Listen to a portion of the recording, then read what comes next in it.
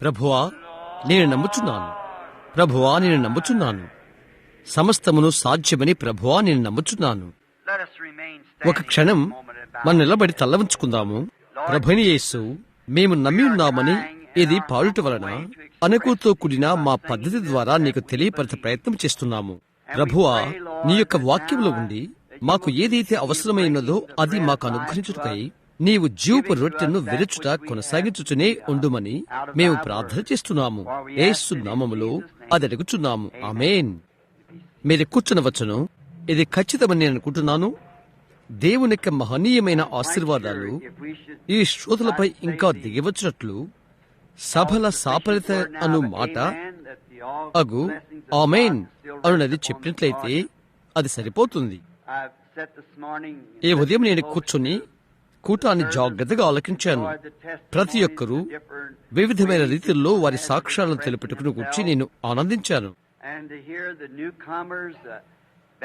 కొత్తగా వచ్చిన వారు దాన్ని కొంచెం తప్పుగా తలంచినందుకు ఇక్కడికి వచ్చి క్షమాపణ అడిగిన బాప్టిస్టు సహోదరుడు చెప్పినది విన్నాను. కాబట్టి ఆ మానవతను నేను శ్లాఘిస్తున్నాను. ఒక మానవుడే రాగలుగుతాడు, లేదా ధీరుడైన పురుషుడవుతాడు కూడా. అతడు తాను తప్పు చేశానని తాను తలంచినట్లయితే అతడు ఖచ్చితంగా నన్ను క్షమాపణ అడగలేదు. అతడు క్షమాపణ చెప్పినది నాకు కాదు, అది దేవునికి. కనుక నేనది అభినందిస్తున్నాను. అవును, దేవుడు మన సహోదరుని దీవించను. అతడు సువార్తికులైన సహోదరుడు. ఆ బాప్టిస్ట్ అతను నాకు నేనుగా బాప్టిస్ట్ సంఘానికి చెంది ఉన్నవాడను. తెలుసా, మిషనరీ బాప్టిస్ట్ సంఘం యొక్క సభ్యుడై ఉంటిని నేను ప్రజల మధ్య నుండి బయటకు వచ్చినప్పుడు నీవు ఎలాగ భావిస్తావో నాకు తెలుసు. ఆ విధంగానే నేను భావించాను. నాకేది తెలియనట్లుగా ఉన్నాను. పెంతెకొస్తు చుట్టూ నా యొక్క మొట్టమొదటి అనుభవము నాకు జ్ఞాపకం ఉన్నది. అది డాగ్ వాగ మెషిగన్ లో. నన్ను క్షమించండి, డాగ్ లో చేపల వేటకై నేను ఉంటిని. డాగుకిలో నుండి వచ్చుచు ఇండియానాకు వచ్చుచు ఉంటిని. కనుక కార్లు మొదలైనవి వాటి మీద అంతటా యేసు అను పేరును నేను చూశాను. ఆ రోజు వారి కూటాల్లోని ప్రసంగాలు విన్నాను. తర్వాత రోజు వారు నన్ను కొన్ని మాటలు చెప్పుటకు వేదికపైకి రమ్మన్నారు. నేను అలాగే చేశాను. ఏ సంఘానికి నేను చెందానో వారు నన్ను అడిగారు. నేను బాప్టిస్ట్ అని వారికి చెప్పాను. ఆ రాత్రి ఒక వృద్ధుడైన ఒక రంగుజాతి మనిషి మాట్లాడాడు. అతడు 80లో దాటి ఉంటాడనుకుంటాను. అతడు వేదికపైకి వచ్చాడు. వృద్ధుడైన వారు అతన్నే పంపారు. అతడు ఇటువంటి సేవకులు వేసుకుని పొడవాటి అంగీ ధరించున్నాడు. పట్టు రంగు అంచు చుట్టూరా తెల్లని బొచ్చు అంచు ఉన్నది. నేననుకున్నాను, ఇక్కడున్న వారు వేదాంతులు గొప్ప వారున్నారే, ఇలాంటి అతనికి వారు ఎలాగూ పరిచయం అనుమతించారు? ఈ ముసలివాడు కుర్చీలో ఒక చోట కూర్చోవలసి ఉంటున్నది అని అనుకున్నాను. యేసు భూమిపైన ఏమేమి చేశాడో దాన్ని ఆ పగలంతా వారు మాట్లాడారు. అయితే ఇతడొచ్చాడు, అంశం తీసుకున్నాడు. ఏబు 7:20 అనుకుంటాను. అదే లేఖనము ఖచ్చితంగా నేను చెప్పను. ఆయనను దీన్ని ఉదహరించాడు, లేక దానిలో కొంత భాగం. నేను భూమికి పునాదులు వేసినప్పుడు నీవెక్కడ ఉంటివి? ఉదయ నక్షత్రాలు ఏకముగా కూడినప్పుడు దేవుని కుమారులు ఆనందించి జయధ్వనులు చెప్పినప్పుడు నీవెక్కడ ఉన్నావు? పరలోకంలో ఏమి జరిగిందో అది అతను మాట్లాడాడు. భూలోకంలో ఏమి జరిగినదో వీరు మాట్లాడారు. అతను మాట్లాడిన సుమారు 5 నిమిషాల తర్వాత ఒక చోట ప్రభు యొక్క ఆత్మ అతన్ని తాకెను. నేలపై గంతులు వేస్తూ తన పాదాలను కటుక్కుమని శబ్దం చేశాడు. అక్కడ ఎంతో స్థలమున్నది. ఈ వేదిక యొక్క సగం అక్కడున్నది. అతడు ఉరుకుతూ, నేను బోధ చేయటానికి చాలినంత స్థలం మీరు నాకు సమకూర్చలేదు అని అన్నాడు. అప్పుడు సుమారు 20 సంవత్సరాలు నాకున్నవి. నేననుకున్నాను, ఆ ముసలాయనకు అది అలాగ చేసినట్లయితే నాకేమి చేస్తుంది అని అనుకున్నాను. చూశారా,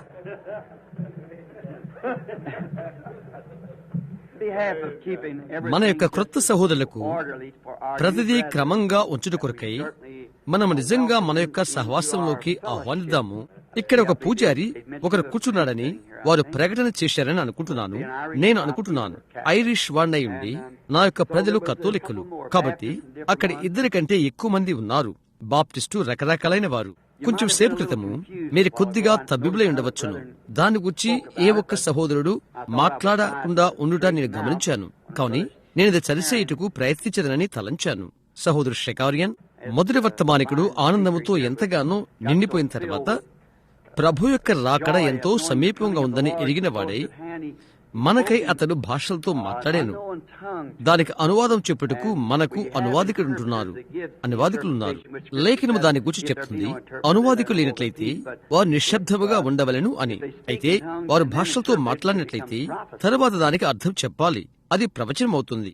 కాబట్టి కొద్దిగా గజిబిజి, ఇద్దరు ఒకేసారి, అది కొద్దిగా కూడా గజిబిజి కాదు.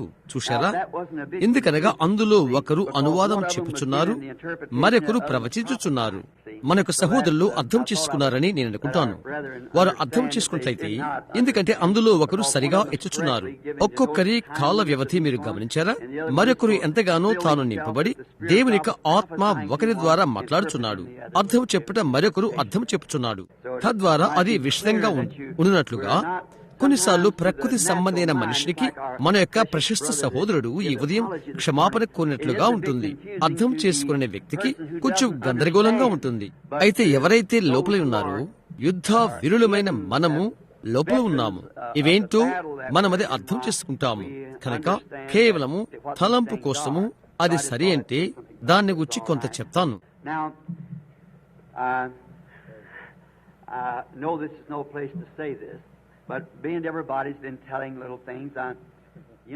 ఇది చెప్పుటకు ఇది స్థలము కాదని నాకు తెలుసు.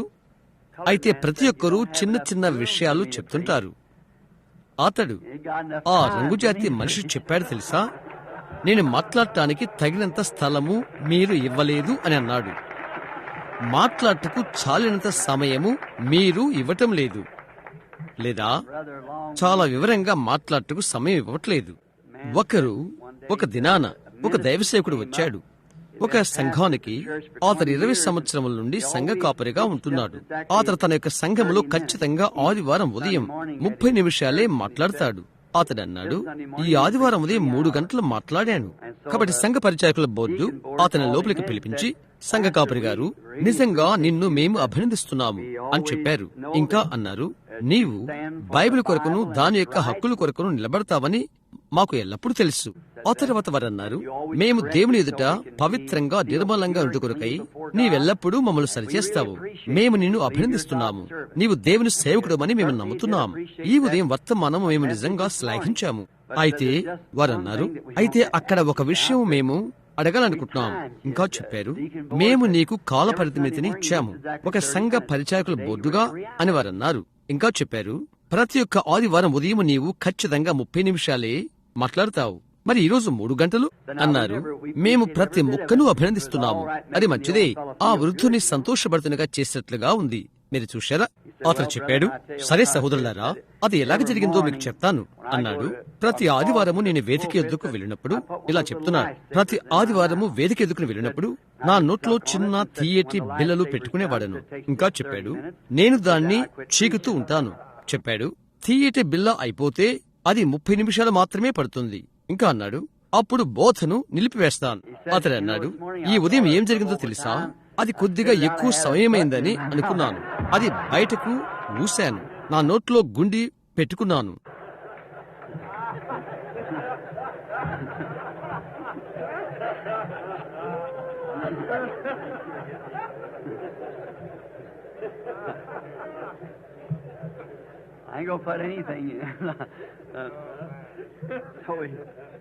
నోట్లో నేనేం పెట్టుకోవడం లేదు కనుక మన జేబుల్లో మనం ఎటువంటి గుండీలు పెట్టుకోవద్దు. అయితే అది ఇక్కడ దేవదూషణి అని అనుకోనని అనుకుంటున్నాను. అయితే మీకు తెలుసా, దేవునికి సహా హాస్యమైన ఇంద్రియమున్నది మీకు తెలుసు. కాబట్టి ఇక్కడ ఉండి ఇటు సహవాసము కలిగినందుకు మేమెంతో కృతజ్ఞతలు చెల్లించుకుంటున్నాము. మరియు అల్పమైన నా స్వంత మార్గమున మరొకసారి జీవపు రొట్టెను విరుచుటకు పొందుకున్న ఘనమైన ఈ తరుణాన్ని బట్టి కూడా నేను చాలా కృతజ్ఞతలు చెల్లించుకుంటున్నాను. ఇంగ్లాండ్ నుండి వచ్చి గత రాత్రి ఇక్కడ మాట్లాడిన ఆ మనిషిని వల్లే, వేదాంత మత ధర్మజ్ఞ వల్లే నా 7వ తరగతి విధితో ఒక మనిషి వెనుక లేచి నిలబట్టుకు నేను అసహించుకుంటాను. అయితే నా హృదయం యొక్క భావమును దేవుడు మీకు అనువాదం చేయనని నేను నమ్ముతున్నాను. అవునా? నా యొక్క మాటలు సరికానట్లయితే నా కోరికలు నేను నమ్ముతున్నాను. ఇప్పుడు లేఖనం నుండి చదువుతాను. మీలో అనేకులు అనుసరించుటకు ఇష్టపడేవారు. ఈ ఉదయం కొద్ది క్షణాల కొరకు ప్రవక్త ఇర్మియా పుస్తకముల నుండి 2వ అధ్యాయము నేను చదవబోతున్నాను. నేనిప్పుడు 1వ వచనం ప్రారంభించబోతున్నాను. మరియు యెహోవా వాక్కు నాకు ప్రత్యక్షమై ఇలాగు సెలవిచ్చెను, నీవు వెళ్లి యెరూషలేము నివాసుల చెవులలో ఈ సమాచారము ప్రకటించుము. యెహోవా సెలవిచ్చినదేమనగా, నీవు అరణ్యములోను విత్తనములు వేయ తగని దేశములోను నన్ను వెంబడించుచు నీ యవ్వన కాలములో నీవు చూపిన అనురాగమును నీ వైవాహిక ప్రేమను నేను జ్ఞాపకం చేసుకునిచున్నాను. అప్పుడు ఇశ్రాయేలు యెహోవాకు ప్రతిష్ఠిత జనమును, ఆయన రాబడికి ప్రథమ ఫలమును ఆయను. అతని లయపరచు వారందరూ శిక్షకు పాత్రులైరి, వారికి కీడు సంభవించును. ఇదే యెహోవా వాక్కు. యాకోబింటి వారలారా, ఇశ్రాయేలింటి వారలారా, మీరందరూ యెహోవా వాక్కు వినుడి. యెహోవా ఇలాగు సెలవిచ్చుచున్నాడు, నా యందు ఏ దుర్నీతి చూచి మీ పితరులు వ్యర్థమైన దాన్ని అనుసరించి తాము వ్యర్థులైనట్లు నా యుద్ధ నుండి దూరముగా తొలగిపోయిరి. ఐగుప్తు దేశం నుండి మమ్మును రప్పించిన యెహోవా ఎక్కడ నున్నాడని అరణ్యములు అనగా ఎడారులు గోతులు గల దేశములో అనావృష్టియు గడాంధకారమును కలిగి ఎవరను సంచారమైనను నివాసమైనను చేయని దేశములో మమ్మును నడిపించిన యెహోవా ఎక్కడ ఉన్నాడని జనులు అడుగుటలేదు. దాని ఫలములను శ్రేష్ఠ పదార్థములను తిన్నట్లు నేను ఫలవంతమైన దేశంలోనికి మిమ్మును రప్పింపగా మీరు ప్రవేశించి నా దేశమును అపవిత్రపరచి నా స్వాస్థ్యమును హేయమైనదిగా చేసితిరి. యెహోవా ఎక్కడ ఉన్నాడని యాజకులు అడుగుదరు. ధర్మశాస్త్రోపదేశకులు నన్ను ఎరుగరు. ఏలికలను నా మీద తిరుగుబాటు చేయుదురు. ప్రవక్తలు బయలుపెరట ప్రవచనములు చెప్పుదురు. నిష్ప్రయోజనమైన వాటిని అనుసరించరు. కావున నేనిక మీదట మీతోనూ మీ పిల్లలతోనూ వ్యాజ్యమాడెదను. ఇది యెహోవా వాక్కు. కెత్తీయుల ద్వీపములకు పోయి చూడుడి, కేదారునకు దూతలను పంపి బాగుగా విచారించి తెలుసుకునుడి. మీలో జరిగిన ప్రకారము ఎక్కడైనను జరిగినదా? దైవత్వము లేని తమ దేవతలను ఏ జనమైనను ఎప్పుడైనను మార్చుకునేనా? అయినను నా ప్రజలు ప్రయోజనం లేని దానికై తమ మహిమను మార్చుకునేది. ఆకాశమా, దీనిని బట్టి విస్మయపడము, కంపించుము, బొత్తిగా పాడైపొమ్ము. ఇదే యెహోవా వాక్కు. నా జనులు 2 నేరములు చేసియున్నారు. జీవజలముల ఊట అయినా నన్ను విడిచియున్నారు. తమ కొరకు తొట్లను అనగా బద్దలై నీళ్లు నిలవని తొట్లను తొలిపించుకుని ఉన్నారు. చదువుబడిన ఆయన వాక్యమునకు ప్రభు ఆయన ఆశీర్వాదనతోడు చేయనుకాక. దానిలో నుండి ఒక పాఠమును, బద్దలైన తొట్లు అను ఒక పాఠము నేను తీసుకోవాలని ఆశపడుతున్నాను. ఈ ఉదయము మనము లేఖనము చదివింటిమి. సమస్త లేఖనము ఆత్మ ప్రేరేపణ వలన కలిగినది. దేవునికి ఇంటికి మనము దిద్దుబాటు కొరకు, బుద్ధి కలుగుడు కొరకు వచ్చుచున్నాము. కొన్నిసార్లు ఏదైనా చిన్న విషయాన్ని మనము చూస్తుంటాము. కొద్దిసేపటి క్రితము మనతో మాట్లాడుతున్న ఆ సైనికుని వలె కొన్ని విషయాలు మనకు చెప్పుచుండెను. బహుశా అది ఒక దేశంలోని ఒక క్షపణి లేక దాని వ్యూహం వంటిది. మరొకటి ఒక సైనిక ఊహ పన్నాగములో దానికి విరుగుడకు ఒక దానిని మనము కనుగొనవలసి ఉంటుంది. అటువంటిదే ఆలయంలోకి వెళ్తుంది. మనుష్యుడు బోధిస్తున్న స్థలములోకి వెళ్తుంది. లేదా పొలములో అతను ఒక సువార్తికుడైనట్లయితే ఏవైనా తిరుగుబాటు గొడవలు వస్తున్నప్పుడు వాటిని చూచినప్పుడు వాటి యొక్క ప్రారంభము గాని మరి ఏదైనప్పటికీ అతడు ఒక మనిషి అయినా లేక అతడు దేవుడి సేవకుడైనా ప్రజలకు అటువంటి దానికి వారి మనస్సు దూరంగా ఉంచి దాన్ని మూసివేయవలెను. అది జరుగుట మనకు అవసరం లేదు. అటువంటి స్థలంలోకి మనము వెళ్ళుటకు మంచిది కాదు. సరే, ఇప్పుడిక్కడ ఇర్మియా కాలంలో, అతని ప్రవచన కాలంలో యెషయా మరణమైన తర్వాత అది సుమారు 60 సంవత్సరాలైనది. ముఖ్యుడైన ప్రవక్త లేకుండా, ప్రాముఖ్యుడు ప్రవక్త లేకుండా సుమారు 60 సంవత్సరాల వారు ఉన్నారు. అక్కడ హబక్కూకు, కొందరు చిన్న ప్రవక్తలు ఉన్నారు. అయితే యెషయా ఆఖరి పెద్ద ప్రవక్త. ఈ కాలమందు వారిని బయటకు పిలుచువారు ఎవరూ లేరు. వారు తిరుగులాడారు. అయినప్పటికీ వారు దేవుని ప్రజలే. ఈ రాష్ట్రానికి వారు వలస వచ్చారు. ఇర్మియా వారి నిమిత్తం ప్రవచించినట్లు ఇతడు వారిని మనం లోపల చూచుచున్నాం. వారిని ఇర్మియా కూడా అతడు దేశ బహిష్కరణకు ముందు ప్రవచించాడు. ఇంకా వారితో కూడా దేశం విడిచి వెళ్లిపోయాడు. ఆ తర్వాత ఇర్మియా తర్వాత దానియేలు వచ్చాడు. దానియేలు చెప్పాడు, లేఖనము ద్వారా వారు అక్కడ 70 సంవత్సరాలు ఉందని అతడు గ్రహించాలని చెప్పాడు. అలాగే వారి మధ్య ఇంకొక ప్రవక్త ఉన్నాడు. అతడు ఈ కార్డుని తీసుకుని దాన్ని తన మెడ మీద పెట్టుకుని, అదెంతో చిన్న విషయం, 2 సంవత్సరాలుగా దేవుడు అందరినీ వెనుకకు తీసుకుని రాబోతున్నాడు అని అన్నాడు. అయితే దానికి విరుద్ధమైంది ఇర్మియాకు తెలుసు.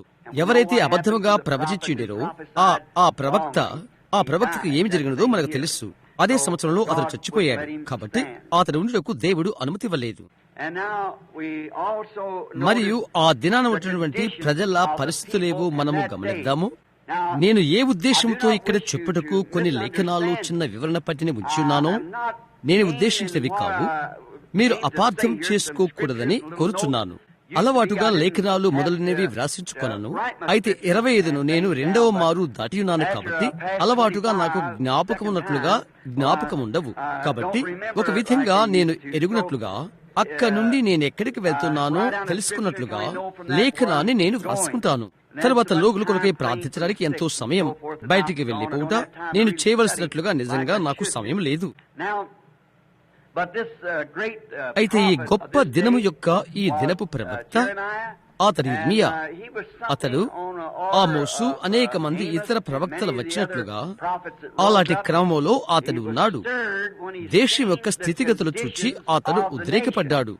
కొన్నిసార్లు నీవు ఒక దేశాన్ని గురించి మాట్లాడుతున్నప్పుడు ఒక వర్గపు గుంపు వారికి అది వర్తిస్తుందని అది తలంచబడవచ్చును. అది కాదు. అది దేశం యొక్క సంపూర్ణ చిత్రము.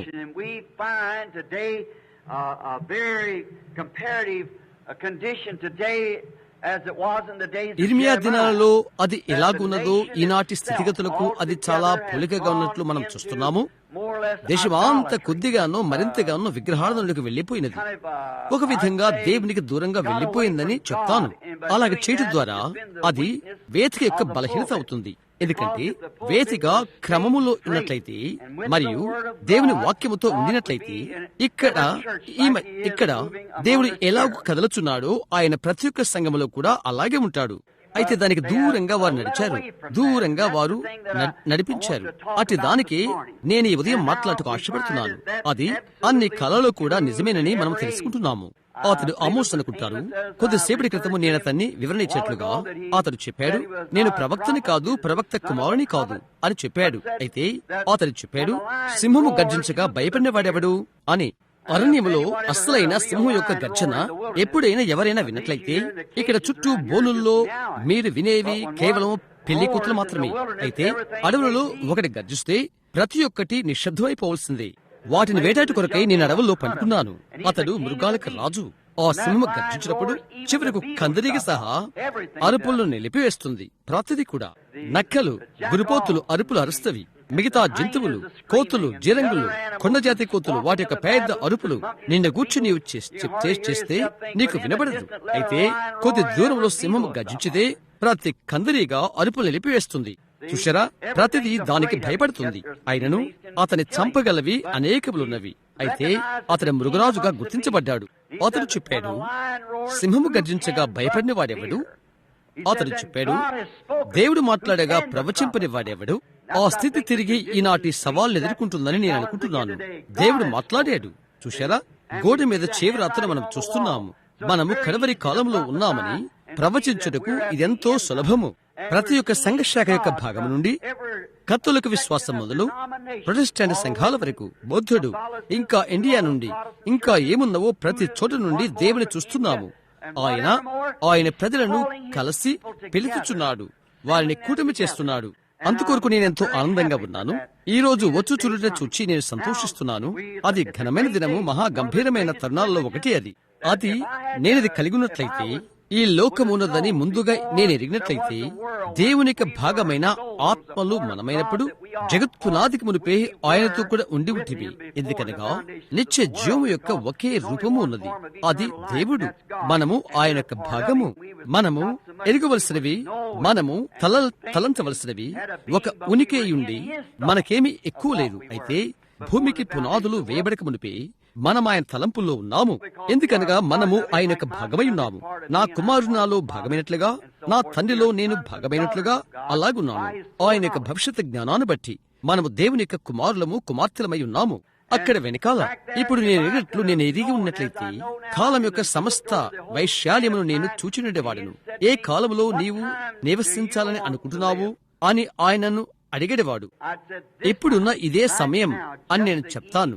ప్రపంచ చరిత్ర యొక్క అంతం యొక్క సాయంత్రం భూమిపైన స్థాపించబడు దేవుని రాజ్యం యొక్క ముందు కాలం ఇది. అన్ని కాలముల్లోని మహామహిమ గల సమయము ఇదేనని, ఇప్పుడేనని నేను నమ్ముతున్నాను. మనం ఇక్కడ చూస్తున్నాము, దేవుడు ప్రవక్తను ఏర్పరిచి అతన్ని పంపించినప్పుడు ప్రవక్త ద్వారా ఇశ్రాయేళ్లు నేరం మోపబడుచున్నారు. రెండు ప్రాముఖ్యమైన పాపముల వలన వారు నేరము మోపబడుచున్నారు. వారు చేసిన ఆ రెండు విషయాల గురించి మనం మాట్లాడుకుందాము. అందును బట్టి దాని వలన మనం అభివృద్ధి చెందుతాము. జీవజలముల ఊట అయిన దేవుని వారు విడిచియున్నారు. తమ కొరకు తొట్లను తొలగించుకుని ఉన్నారు. దేవుడు వారికి అనుగ్రహించిన దాని నుండి తొలగిపోయి వారికై వారు తయారు చేసుకున్న వారి కొరకై తొలగించుకున్నారు. మీరు గ్రహిస్తే ఈ తొట్లు అవి పగిలిపోయినవి, కారిపోతవి. బద్దలైన తొట్టిలో నీళ్లు నిలవలేవు, అవి కారిపోతవి. నేను పొలములో పెరిగాను. పాతబడిన తొట్టి అనగా ఏంటో నాకు తెలుసు. అందులో ఉంచడం కష్టతరము. ఈ కాల్చున్న తొట్టి ఈ దినానికి ఒక మంచి చిత్రపటమని నేను తలస్తున్నాను. మనము చేయు ప్రయత్నాలన్నీ మనము చేయుటకు ప్రయత్నించినప్పుడు మనిషిని ఏకము చేయుట, ప్రజలను ఒకటిగా చేయుట, సంఘాలను ఏకము చేయుట, అవన్నీ ఎప్పుడు కూడా లౌకికమైన ప్రయత్నాల మండలాల్లో ఉంటవి. మెథడిస్టులందరినీ మనము బాప్టిస్టులుగా చేయుటకు ప్రయత్నిస్తున్నాము. దాన్ని అటు ఇటు చేయటం మరియు పలు విధములైన సంఘర్షకలు అసలు దేవుని యొక్క ప్రణాళిక కాదు. దేవునికి ఒకే ఒక కూడిక స్థలమున్నది. అక్కడ నిర్గమకాండములో ఆయనది చెప్పియున్నాడు, నా నామముంచుటకు నేను ఏర్పరచుకున్న స్థలము, ఆ స్థలములో మాత్రమే నేను ప్రజలను కలుసుకుందును. ఆయన నామముంచుటకు ఆయన ఒక స్థలమును ఏర్పరచుకున్నాడు. ఆయన నామము ఎక్కడ ఉంచి ఉన్నాడో అక్కడే ఆయన ఇశ్రాయేలును కలుసుకున్నది. ఆయన సంఘమును ఆయన కలుసుకున్న ఒక స్థలము ఆయనకున్నది. ఈ దినమున ఆయన నామమును ఏర్పరచుకున్నాడు. ఆ నామము యేసుక్రీస్తు. అతడు యేసుక్రీస్తులో ఉండినప్పుడు నిజమైన విశ్వాసిని అక్కడే ఆయన కలుసుకున్నది. అక్కడే దేవుడు ఆయన నామముంచుటకు ఆయన ఏర్పరచుకున్నది. దేవుని నామమా అని నీవు అడుగుతావు. ఆయన చెప్పాడు, నా తండ్రి నామమున వచ్చిన్నాను కనుక అక్కడే దేవుడు ఆయన నామం ఉంచున్నది. క్రీస్తులో చిందించబడిన రక్తం క్రింద క్రీస్తులో మనమందరము కలుసుకునేది. అక్కడే నిజమైన సత్యమైన సహవాసముండును. ఆయన మనిషిని ఎక్కడ కలుసుకునో అటు ఏదైనా తోటలో ఆదిలో దేవుడు ఆయన ప్రణాళికను తయారు చేశాడు. అది లౌకికమైన జ్ఞానంపైనే కాదు. అది అలాగైతే హవ్వ ఆయన యొక్క ప్రణాళిక వరుసలో ఖచ్చితంగా ఉండేది. అయితే సాతాను యొక్క లౌకికమైన అభిప్రాయమును ఆమె అంగీకరించినదని మనకు తెలుసు. నిజం, దేవుడు చేయడు. అయితే దేవుడు చెప్పాడు ఆయన చేస్తాడని. కాబట్టి ఆయన విమోచన స్థలమును ఆయన ఏర్పరచుకున్నాడు. అది రక్తము ద్వారానే, కానీ లౌకికమైన అభిప్రాయాన్ని బట్టి కాదు. కాబట్టి మనం కేవలము గాలిని కొడుతున్నాము. అది కేవలము మానవ స్వభావము. ప్రజలు అది చేయుటకు ప్రయత్నము చేయుట. మనకి సమయం ఉన్నట్లయితే మనము చాలా ముక్కలుగా దాన్ని పగలగొట్టగలము. అయితే ఆ గుండి నాకు అవసరం లేదు. కాబట్టి సాధ్యమంత మట్టుకు దానిని సంక్షిప్తము చేయ ప్రయత్నం చేద్దాము. కారుతున్న తొట్లు, పగిలిన తొట్లు, అది నిర్దిష్టంగా మరలా సంభవించిందని మనము తెలుసుకున్నాము. మనము జీవించుచున్న ఈ కాలంలో మన యొక్క ప్రయత్నాలన్నింటిలో అది సాక్షాత్తు చిత్రపటమే అవుతున్నది. ఏ దైవసేవకుడైనా చేయు ప్రతి ఒక్క ప్రయత్నానికి ఉదాసీనత ఏమీ లేదు. యేసుక్రీస్తు నామమునకు సమతలము కాదు, గౌరవములోను పూజనీయతలోను ఆయన నామమును ఆయన పెట్టుటకు గౌరవించవలసి ఉన్నది. ఈ కడవరి దినాలలో భూమిని దాటి వెళ్తున్న గంభీరమైన సవార్థిక పద్ధతులు ఉన్నవి. ఆయనను యేసుక్రీస్తు రక్తము కిందకు వారిని మనము తెచ్చు వరకు ఒక్క హృదయములోనికి ప్రజలను మనము తీసుకుని రాలేము. ఎప్పటికైనా మనము క్షేమంగా ఉండు ఒకే ఒక స్థలము అదే. అక్కడ పైన తూర్పు ప్రాంతాన కొద్ది కాలం క్రితం ఒకరు నన్ను పిలిచి ఇలాగన్నారు, సహోదర బ్రహ్యాం, నీవు అరిజోనాకు కథలు వెళ్ళావని విన్నాను. ఎక్కడైతే క్షేమం ఉన్నదో అక్కడ నీవు స్థలం ఏర్పరచుకున్నావని విన్నాను. వర్తమానం ఏ విధంగా వచ్చిందో మీకు తెలిసినట్లుగా అలాస్కాలో ఏమి జరిగిందో ప్రభువు నాకు చెప్పాడు. అది ఏ విధముగా కాలిఫోర్నియా గుండా వెళ్లేది చెప్పాడు. అది అలాగే ఉన్నది. వారు చెప్పారు, అది కదిలిపోయినట్లయితే మరి ఎక్కడ క్షేమకరమైన మండలము అని అడిగారు. నేను చెప్పాను, నేను ఎరిగినంత వరకు క్షేమకరమైన మండలము ఒకటి ఉన్నది. అది క్రీస్తులో. ఎవరైతే క్రీస్తులో ఉంటారో అది ఒక్కడే మాత్రమే నాకు తెలుసు. ఇంకా ఇర్మియా దుఃఖించు ప్రవక్త అని పిలువబడెను. ఎందుకనగా అది అతన్ని ఏడ్పించినది, ఏడ్చేవానిగా చేసినది. ఎందుకనగా అతని ప్రవక్త ఉండగా ప్రభు యొక్క వాక్యము అట్టివారి యొద్దకు వస్తుంది. ప్రజలు వారి ఆచారాలు బాగానే ఉన్నవని తలస్తూ వాటి ప్రకారంగానే నడుస్తుండట చూచి వారు ఇంకా ఏ విధంగానైనా తిరగరు అని ఎరిగిన వాడై ఏడుస్తున్నాడని నేను అనుకుంటున్నాను. వారు దేశం విడిచి పోబోతున్నారు కనుక. ఎందుకంటే నీవెవరైనప్పటికీ, నీవు ఏమై ఉన్నప్పటికీ, నీవు ఏం విత్తుతావో ఆ పంటనే కోస్తావు. అది మనకు తెలుసును. ఒక దేశముగా మనమేమి కోస్తామో లేక విత్తున్నామో అది కోయవలసి ఉంటున్నది. ప్రభు చిత్తమైతే రేపు మధ్యాహ్నం ప్రసవ నొప్పులను గురించి నేను మాట్లాడతాను. దాన్ని నేను ఎక్కడ గుర్తించాను? ఊరిక మనం ఏమి పొందలేము. మనం ఏమి విత్తుతామో దానినే కోస్తాము. నేటి దినాన తారుమారేటువంటి మన యొక్క క్రైస్తవ్యము ద్వారాను, క్రైస్తవ్యముగా పిలువబడుట ఇలాంటి దానిలోనికి ప్రజలను తారుమారు చేయటం వలన దేవుడు మనల్ని తీసుకుని వస్తున్నట్లయితే, ఒకనాడు సహోదరుడు మోర్ చెప్పినట్లుగా ఆయన సదమగమలను కాల్చివేసినందుకు క్షమాపణ అడగటానికి ఆయన నైతికంగా బాధ్యత వహించవలసి ఉంటుంది అన్నాడు. అవునది నిజం. ఎందుకనగా దేవుడు ఇంకా న్యాయవంతుడై ఉన్నాడు. మరి ఎక్కడైతే అన్యాయం ఉంటుందో, ప్రజలు ఏమి విత్తుతున్నారో అది కోయినట్లు చేయుటకు మనం అది చేయవలసి ఉన్నది. ఆయన పరిశుద్ధతకు, ఆయన వాక్యమునకు అది మారుతుంది. ఆయన వారు విసర్జించున్నారు. జీవ జలముల ఊట అయినా ఆయన విసర్జించారు. వారి కొరకు తొట్లను తొలిపించుకున్నారు.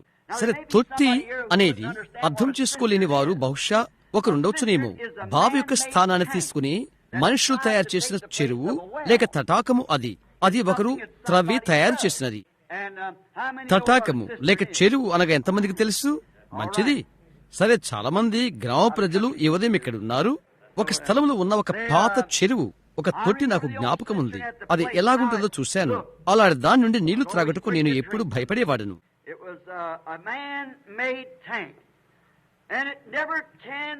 అది మనుషులు త్రవ్విన చెరువు. అది ఎప్పుడూ నమ్మదగినది కాదు. నీవు చెరువును నమ్ముకోలేవు.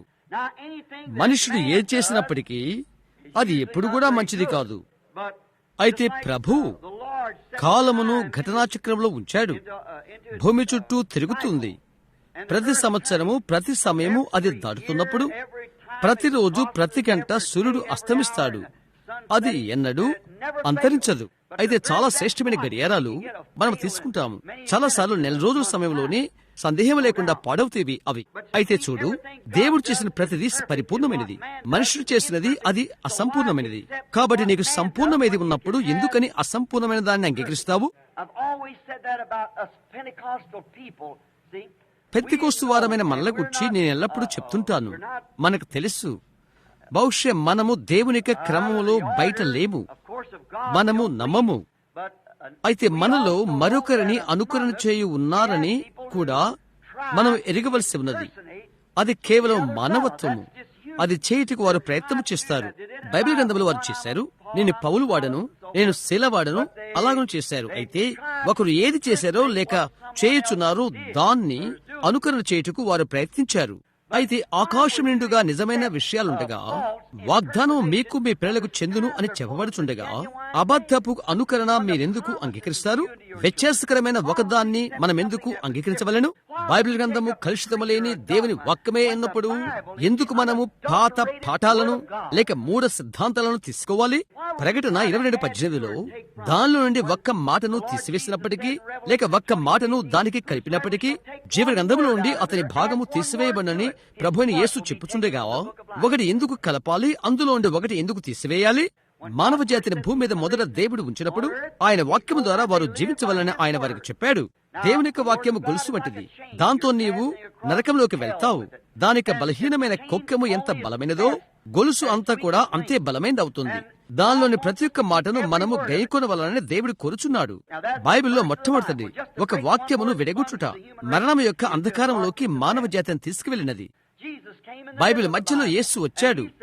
మనుషుడు వల్ల మాత్రము కాదు గాని జీవించున్నది ప్రతి ఒక్క మాట వలన జీవించును. వాక్యములను కొంత భాగం వలన కాదు, లేక 199 వలన కాదు, అయితే ప్రతి మాట వలన. హవ్వ ఆదాము ఎలాగో అలాగూ. అయితే బైబిల్ ఆఖరిలో ప్రకటన 22:18 ఆయన అది చెప్పాడు. దీనిలో నుండి ఒక మాటను తీసివేసినప్పటికీ, దీనికి ఒక మాటను కలిపినప్పటికీ దాన్ని గూర్చి దేవుని యొక్క స్వంత ఆలోచనే అదయుండగా ఇక్కడ ఒకరి యొక్క ఆలోచన కలుపుటకు మనకు అవసరమేంటి? ఆయన చెప్పినదే మనం తీసుకోవలసి ఉన్నది. అది ఇంకా ఇలాగ వ్రాయబడినది, ప్రతి ఒక్కరి మాట అబద్ధం, నాది సత్యము. అదే ఈ ప్రవక్తను కూర్చిన విషయము. ఇర్మియా దినాల్లో అతడు ఒక ప్రవక్త ఉండెను. ప్రభు వాక్యము అతని యుద్ధకు వచ్చెను. ఇతడు దానికి ఒకటి కలుపు చేయ ప్రయత్నం చేశాడు. అయితే అది ఆధారపడేది కాదు. మనము చేయుటకు ప్రయత్నం చేయు ఈ పద్ధతులను మరియు అసలైన దేవుని యొక్క వాక్యములో స్థానము తీసుకుంటకు ఈ తొట్లను, ఈ చెరువులకు నేను పోల్చుచున్నాను. ఎందుకనగా దాని యొక్క స్థానమును ఏది తీసుకోలేదు, అది దేవుడై ఉన్నాడు. ఆదియందు వాక్యముండెను, వాక్యము దేవుని యొద్ద ఉండెను, వాక్యము దేవుడై ఉండెను. ఆ వాక్యం శరీరధారి మన మధ్య నివసించెను. హెబ్రీ 13:8 ఆయన నిన్న నేడు యుగయుగములు ఒక్కడే రీతిగా ఉన్నాడు. దాని నుండి మనం ఎలాగా తుడిచివేయగలము? అది సత్యమై ఉండవలసినది. ఆయన ఒకే రీతిగా ఉన్నాడు. ప్రతి ఒక్క పద్ధతిలో ఆయన ఒకటే. ఆ కారణము చేతనే మీరు బాప్టిస్టులు, మెథడిస్టులు, కథోలిక్కులు మరియు ప్రెస్బిటేరియన్లు మొదలగు మీరు ఆనందించున్నారు. ఆ సన్నిధి ఆనందించుచున్నారు. బహుశా కొన్నిసార్లు లౌకిక జ్ఞాన విధము ద్వారా పొందవచ్చును. బహుశా దేవుని యొక్క శక్తిని మీరు పొందవచ్చును. నీవు దేవుని సేవకుడు అయితే నిజముగా దేవునిలోకి వచ్చినప్పుడు, దేవుని యొక్క కుమారుడు లేక కుమార్తెగా ఆయనలో నీ స్థానాన్ని గుర్తించినప్పుడు, ఆ గంభీరమైన కంపనము అదే నీకు తెచ్చున్నది. అది కలిగి ఉండాలని దేవుడు నీ ఎడల కోరుచున్నాడు. మనం ఇప్పుడు పరిశుద్ధ మార్కు 16 అధ్యాయంలో గమనిస్తున్నాము. మీరు సర్వలోకానికి వెళ్లి బోధించుడి అని యేసు చెప్పలేదు.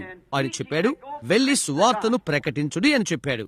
సువార్తను ప్రకటించుడి అనగా పరిశుద్ధాత్మక బలమును నిరూపించుట. మీరు సర్వలోకానికి వెళ్లి పరిశుద్ధాత్మక శక్తిని నిరూపించుడి. అక్కడ ఇండియాలోని బొంబాయిలో, అక్కడ దక్షిణాఫ్రికాలోను, వేరే స్థలాల్లోనూ నా యొక్క జామీనుదారులతో నేను మాట్లాడాను. అక్కడ మిషనరీలు ఒక మాటగానో లేక బుద్ధి సంబంధమైన భావనగానో బోధించారు. అయితే కూటమిలో ఒక రోజు పరిశుద్ధాత్మ తానే దిగి వచ్చి ఒక్క బలిపీఠముతోనే 30,000 మందిని అనాగరిక పల్లెవాసు రక్షించెను. ఏ నేలపై వారు నిలబడ్డారో అదే నేలపై అక్కడ జరిగినది. అయితే కూటమిలో ఒక్కరోజు పరిశుద్ధాత్మ తానే దిగి వచ్చి ఒక్క బలిపీఠముతోనే 30,000 మంది అనాగరికత పల్లెవాసులను రక్షించెను.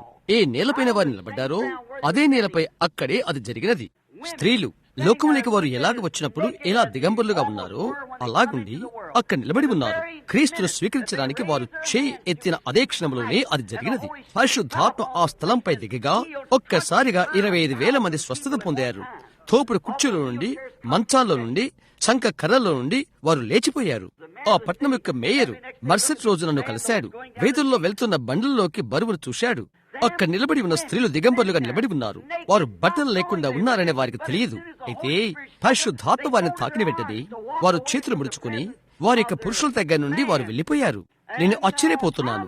ప్రతి ఒక్క సంవత్సరం మన యొక్క స్త్రీలు మరెక్కువ తీసివేస్తున్నప్పుడు ఏ విధముగా అమెరికా దేశము తనకు తానుగా క్రైస్తవ దేశమని పిలుచుకొని దేవుని యొక్క సన్నిధానంలో ఉండగలదు అని నేను ఆశ్చర్యపడుతున్నాను. మరింత నీ మీద పెట్టవలసి ఉంటుంది, ధరించవలసి ఉంటున్నది. క్రీస్తును ఎక్కువ నీవు ధరించినప్పుడు నీ స్వంత పరిస్థితులకు నీవెంతో ఆత్మచింతన కలిగి ఉండు. వేథల్లో ప్రజలు ప్రవర్తిస్తున్న తీరు నేను చూస్తున్నప్పుడు నిజముగా వారు మంచి మానసిక స్థితిలో ఉన్నారా లేదా అని నేను ఆశ్చర్యపడుతుంటాను. వారది చేస్తున్నప్పుడు వారేమి చేస్తున్నారో అది గ్రహించలేనట్లుగా ఉన్నారా అని అనిపిస్తుంది. నరకంలోకి ఆత్మల పంపించుటకు దయ్యానికి వారికి వారే ఎరపెట్టుకుంటున్నారు. అవునది నిజం. అయితే లోకము ఇర్మియా దినాల్లో ఎలాగ ఉన్నదో అట్టి భ్రష్టత్వముతో ఉండిపోయినది. తిరిగి తొట్ల యొద్దకు వెళ్దాం, అనగా చెరువుల యొద్దకు వెళ్దాం. ఈ చెరువు దానిపైన ఆధారపడకు వీలుపడదు. ఎందుకనగా అది దానికదే నింపుకోలేదు. దాని నింపుకుంటూ కనుకై స్థానిక వర్షాలపైన అది ఆధారపడవలసి ఉంటున్నది. స్థానిక వర్షాలపైన లేక స్థానిక ఉద్యోగాల కూటాలపైన ఆధారపడవలసి ఉంటున్నది. దాన్ని నింపుకుంటూ కొరకై ఇక్కడ ఒక చిన్న ఉద్యోగ కూటము, అక్కడ ఒక ఉద్యోగ కూటము, లేక ఇంకేదో పెట్టవలసి ఉంటుంది. దాన్ని నింపుకుంటూ కొరకై దానికదే సరిపోనిది, దానికదే నింపుకోలేనిది, అది సరిపోనిది, అది చేయలేదు. అది నింపుటకు వర్షాలపైన ఆధారపడవలసి ఉంటున్నది. తర్వాత దానికి నీళ్లు, దానికి చెరువుకు వర్షం ఎలాగ వస్తుందో మనం గమనిద్దాము. పశువుల పాకలో నుండి, దొడ్డిలో నుండి దుమ్ము ధూళి ఎక్కడి నుండి ఊడ్చుకుని వస్తుందో అక్కడి నుండి అది వర్షాల నుండి కొట్టుకుని వచ్చి నేరుగా చెరువులోనికి వస్తవి. మనుషులు తయారు చేసిన తటాకము చెరువు అది ఖచ్చితంగా మరుగుదొడ్డిగానే మారుతుంది. పశువుల కొట్టాల్లో ఉన్న దుర్వాసన ఎక్కడైతే పశువులు కట్టివేస్తారో దాని పైనంతా కడిగివేయబడి అక్కడికి చేరుకుంటుంది. దుడ్డిపై ఉన్న మురికి చెత్తంతా గాలికి కొట్టుకుని వస్తుంది. అక్కడే పడిన వర్షాలు దాన్ని కడిగి వేస్తవి. అవి అక్కడికి వచ్చేవి. ఆ తర్వాత నీళ్లు మనుషులు తయారు చేసిన గొట్టములో ఉండి మనుషులు కట్టిన నిడుపాటి పాత్రలోనికి వచ్చి చెరువులోకి వస్తవి. ఆ కుంటలోకి, ఆ తొట్లేకి వస్తవి. అవి అక్కడికి వచ్చిన తర్వాత అవి మురికి అవుతవి, ఎంతో మురిగిపోతవి. వడగట్టు జల్లెడ వంటి గుడ్డ పెట్టవలసి ఉంటుంది, లేకుంటే అవి త్రాగలేవు. గమనించారా? అది మనుషులు తయారు చేసిన కాలువ ద్వారా, మనుషులు తయారు చేసిన గొట్టం ద్వారా, మనుషులు తయారు చేసిన చెరువులోకి, తొట్టిలోకి పైకప్పు ద్వారా కడగబడి వచ్చేవి. తర్వాత దానిపైన మనుషులు తయారు చేసిన వడగట్టు జల్లెడ ఉంచుతారు, పురుగులు మొదలగునవి రాకుండా చేటు కొరకై. ఇప్పుడిగా మనం గమనిద్దాము, ఈ కొద్ది రోజుల్లో అక్కడకు నీళ్లు చేరుకున్న తర్వాత ఈ మనుషులు తయారు చేసిన సంఘ శాఖల్లోకి లేక చెరువుల్లోకి, క్షమించండి సరే, అదంతా కడగబడిన తర్వాత అన్ని రకరకాలైన వేదాంతాలు అందులోకి కడగబడతవి. అక్కడ అవన్నీ చేరుకున్న కొద్ది దినాల తర్వాత అది మురిగిపోతుంది. ఎవరికైనా తెలుసు, సంఘం యొక్క చరిత్రలు దేవుడు ఒకటి లేక ఒక వర్తమానం పంపితే అది దేవుని యొద్ద నుండి స్వచ్ఛమైనదిగా వస్తున్నది. ఆ తర్వాత ఆ వ్యవస్థాపకుని జీవితం తర్వాత లేక ఏదైనప్పటికీ నీవు దిద్దుబాటు చేసిన వాడు లేక ఏదైనా పిలువు, అతని మరణం తర్వాత వారు ఒక పద్ధతి తయారు చేసుకుని ఒక సంస్థాపకం చేసుకుంటారు. వారు దాని నుండి ఒక సంస్థాపకం చేసిన వెంటనే అది అక్కడే చచ్చిపోతుంది. అది తిరిగి ఎన్నడూ లేవలేదు. ప్రతి ఒక్కసారి అదే చేసినది, వెనుక అంతట్లో అదే జరిగినది. ఇక్కడ కూర్చుని ఉన్న కేథలిక్ పూజారికి గౌరవించుటకు దేవుడు సంఘాన్ని నిర్మాత్మకం చేశాడు. లేదు, అది నిర్మాణాత్మకం చేయలేదు. దేవుడు ఎన్నడూ సంఘాన్ని నిర్మాణాత్మకం చేయలేదు. ఆ రకమైన వ్యాపారం ఆయన చేయడు. ఆయన జన్మలో ఉంటాడు, నిర్మాణాత్మకమును కాదు. కాబట్టి దేవుడు పెంతెకోస్తు దినాన సంఘమును ప్రారంభించాడు. ఆ తర్వాత చివరకు నిస్సయ రోము యొద్ద వారు దాన్ని నిర్మాణాత్మకం చేశారు. అక్కడే అది దాని బలమును పొగొట్టుకున్నది. అటు తర్వాత మనం లూథరన్ దిద్దుబాటు ఎదుకు వచ్చితమి. అది గొప్ప విషయమే. నీతిమంతుడు విశ్వాసమూలముగా జీవించును అని దేవుని యొక్క వాక్యము ఇవ్వబడినది. వారు దాన్ని చేసినప్పుడు దానికంతటిని పైకి తీయడానికి బదులుగా అందరూ కలిసిపోయి ముందుకు సాగిపోయారు. వారు లూథరన్ సంఘాన్ని ఏర్పాటు చేశారు. ఈ గుంపుకు వారు వేరు చేసుకున్నారు. ఆ తర్వాత అది చచ్చిపోయినది. ఆ తర్వాత దేవుడు జాన్ వెస్లీని లేపాడు, శుద్ధీకరణతో లేపాడు, కృప యొక్క రెండవ కార్యమైన వర్తమానముతో లేపాడు. అది అద్భుతకరమైన విషయమే. అయితే వెస్లీ ఆస్బరీ తర్వాత దాన్ని వారు నిర్మాణాత్మకం చేశారు. అది చచ్చిపోయినది. అటు తర్వాత వరముల పునరుద్ధరణతో పెంతెకోస్తు వచ్చినది. వారు బాగానే చేస్తుండేది. జరిగిందేంటి? దాన్ని నిర్మాణాత్మకం చేశారు. అది చచ్చిపోయినది. ఖచ్చితంగా అలాగే జరిగినది. వీటన్నిటి మధ్య ఆ తరాల అన్నిట్లో ఉండి దేవుడు ఇంకా శేషమును బయటకు పిలుచుచున్నాడు. ఆయన ఖచ్చితంగా అలాగూ చేస్తాడు. బయటికి వచ్చి ఒకటిగా కలయుట అది మన సమయమైనది. అదే నేను తలచుచున్నది. ఈ యొక్క గోడలను పడగొట్టడంలో ఫుల్ గాస్పెల్ బిజినెస్ మెన్, సంపూర్ణ సువార్త వారు ఎంతో గొప్ప పాత్రను పోషించారు. మాలో ఎలాంటి వ్యత్యాసము లేదు. మనం వచ్చి ఒక్క సూత్రము కింద దేవుని ఆరాధన చేద్దాం, సమస్థాపకము కింద కాకుండా అని చెప్తూ చేశారు. అది ఒక సంస్థాపకమైనట్లయితే నేను ఇప్పుడే ఈ వేదిక నుండి దిగిపోతాను. దానితో నాకు పని లేదు. అది ఏమైందనగా అది ఒక సహవాసమై ఉండవలసి ఉన్నది. వల్లించని మతబోధ సహవాసము కాదు, అయితే క్రీస్తులో సహవాసము. ఆయన పునరుద్ధాన బలము ద్వారా అదే జీవాన్ని తీసుకుని వచ్చేది. అదే మొలకెత్తుతుంది. జన్మనేది ఒకటి కలగక ముందు, జన్మక ముందు మరణముంటుందని మనము గ్రహించుచున్నాము. జన్మనేది ఒక అశుభ్రముగా చేయు కలగుల గంప లేక కలగా పులగం. అది ఎటువంటి రకమైన జన్మైనప్పటికీ నాకు లెక్కలేదు. అది పందిగూడైనప్పటికీ లేక ఏదైనప్పటికీ అది ఒక కలగా పులగం. అలాగునే క్రొత్త జన్మ ఉంటున్నది. సహజంగా నీవు చేస్తావని అనుకోనని కార్యాలను నీవు చేయనట్లుగా అది చేస్తున్నది. అయితే నువ్వు చచ్చిపోటుకు సంసిద్ధంగా ఉన్నట్లయితే అప్పుడు నీవు తిరిగి జన్మిస్తావు. క్రీస్తు యేసులో నూతన సృష్టివి.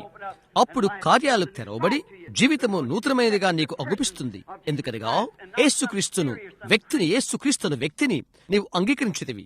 ఒక సిద్ధాంతాన్ని వల్లించు మత పద్ధతులను కాదు, లేక చివరికి వ్రాయబడిన వాక్యములకు అది పరిశుద్ధాత్మ ద్వారా జీవింప చేయబడవలసి ఉన్నది. నీవెంత మత సిద్ధాంతము కలిగి ఉన్నవని కాదు, అది అక్కడ చచ్చిపడి ఉన్నది. నేను గుప్పెట్టు నుండా గోధుమలు పట్టుకోగలను. అది ఎక్కడ జీవింపగలుగునో అట్టి ప్రక్రియలోకి అది వచ్చే వరకు గోధుమ బ్రతకదు. నీకు డాక్టర్ పట్టాలు ఉండగలవు, PhLL నీవు కోరుకున్నది ఉండవచ్చును. అయితే పరిశుద్ధాత్మ దానిపైకి వచ్చి దాన్ని నీకై జీవింపు చేయనంత వరకు, దేవునితో ఒక వ్యక్తిగత అనుభవం కలిగే వరకు, అలాగైతే గోధుమ ఏ ఉపయోగము చేయదు, నీవు నేర్చుకునుట వృధా అవుతున్నది. గత రాత్రి ఆంగ్లదేశ శ్రీన ఆ మనిషి ఇక్కడ చెప్పినట్లుగా దాని గురించి నేను ఎంతో ఆశ్చర్యపడ్డాను. అతను నేర్చుకున్నదంతా పౌలు చెప్పినట్లుగా క్రీస్తుని ఎరగటానికి, తాను తలంచని కార్యములను చేయుటకు, తానెరిగినదంతా తాను మర్చిపోయాడని చెప్పాడు. అయితే ఆ విధముగా దేవుడు చేస్తాడు. మన యొక్క విద్యా పద్ధతులను మనలను తగ్గిస్తాడు. అవివేకానికి నేను సహకరించుటకు ప్రయత్నిస్తున్నానని కాదు, కానీ వ్యత్యాసాన్ని చెప్పుటకు నేను ప్రయత్నిస్తున్నాను. విద్య జీవాన్ని తీసుకుని రాదు, జీవమును తెచ్చుటకు దేవుని యొక్క ఆత్మ కావలసి ఉన్నది. అది కేవలము బుద్ధి కుశలతో కూడిన ఉద్యోగం ద్వారా ఆ జీవం రాదు.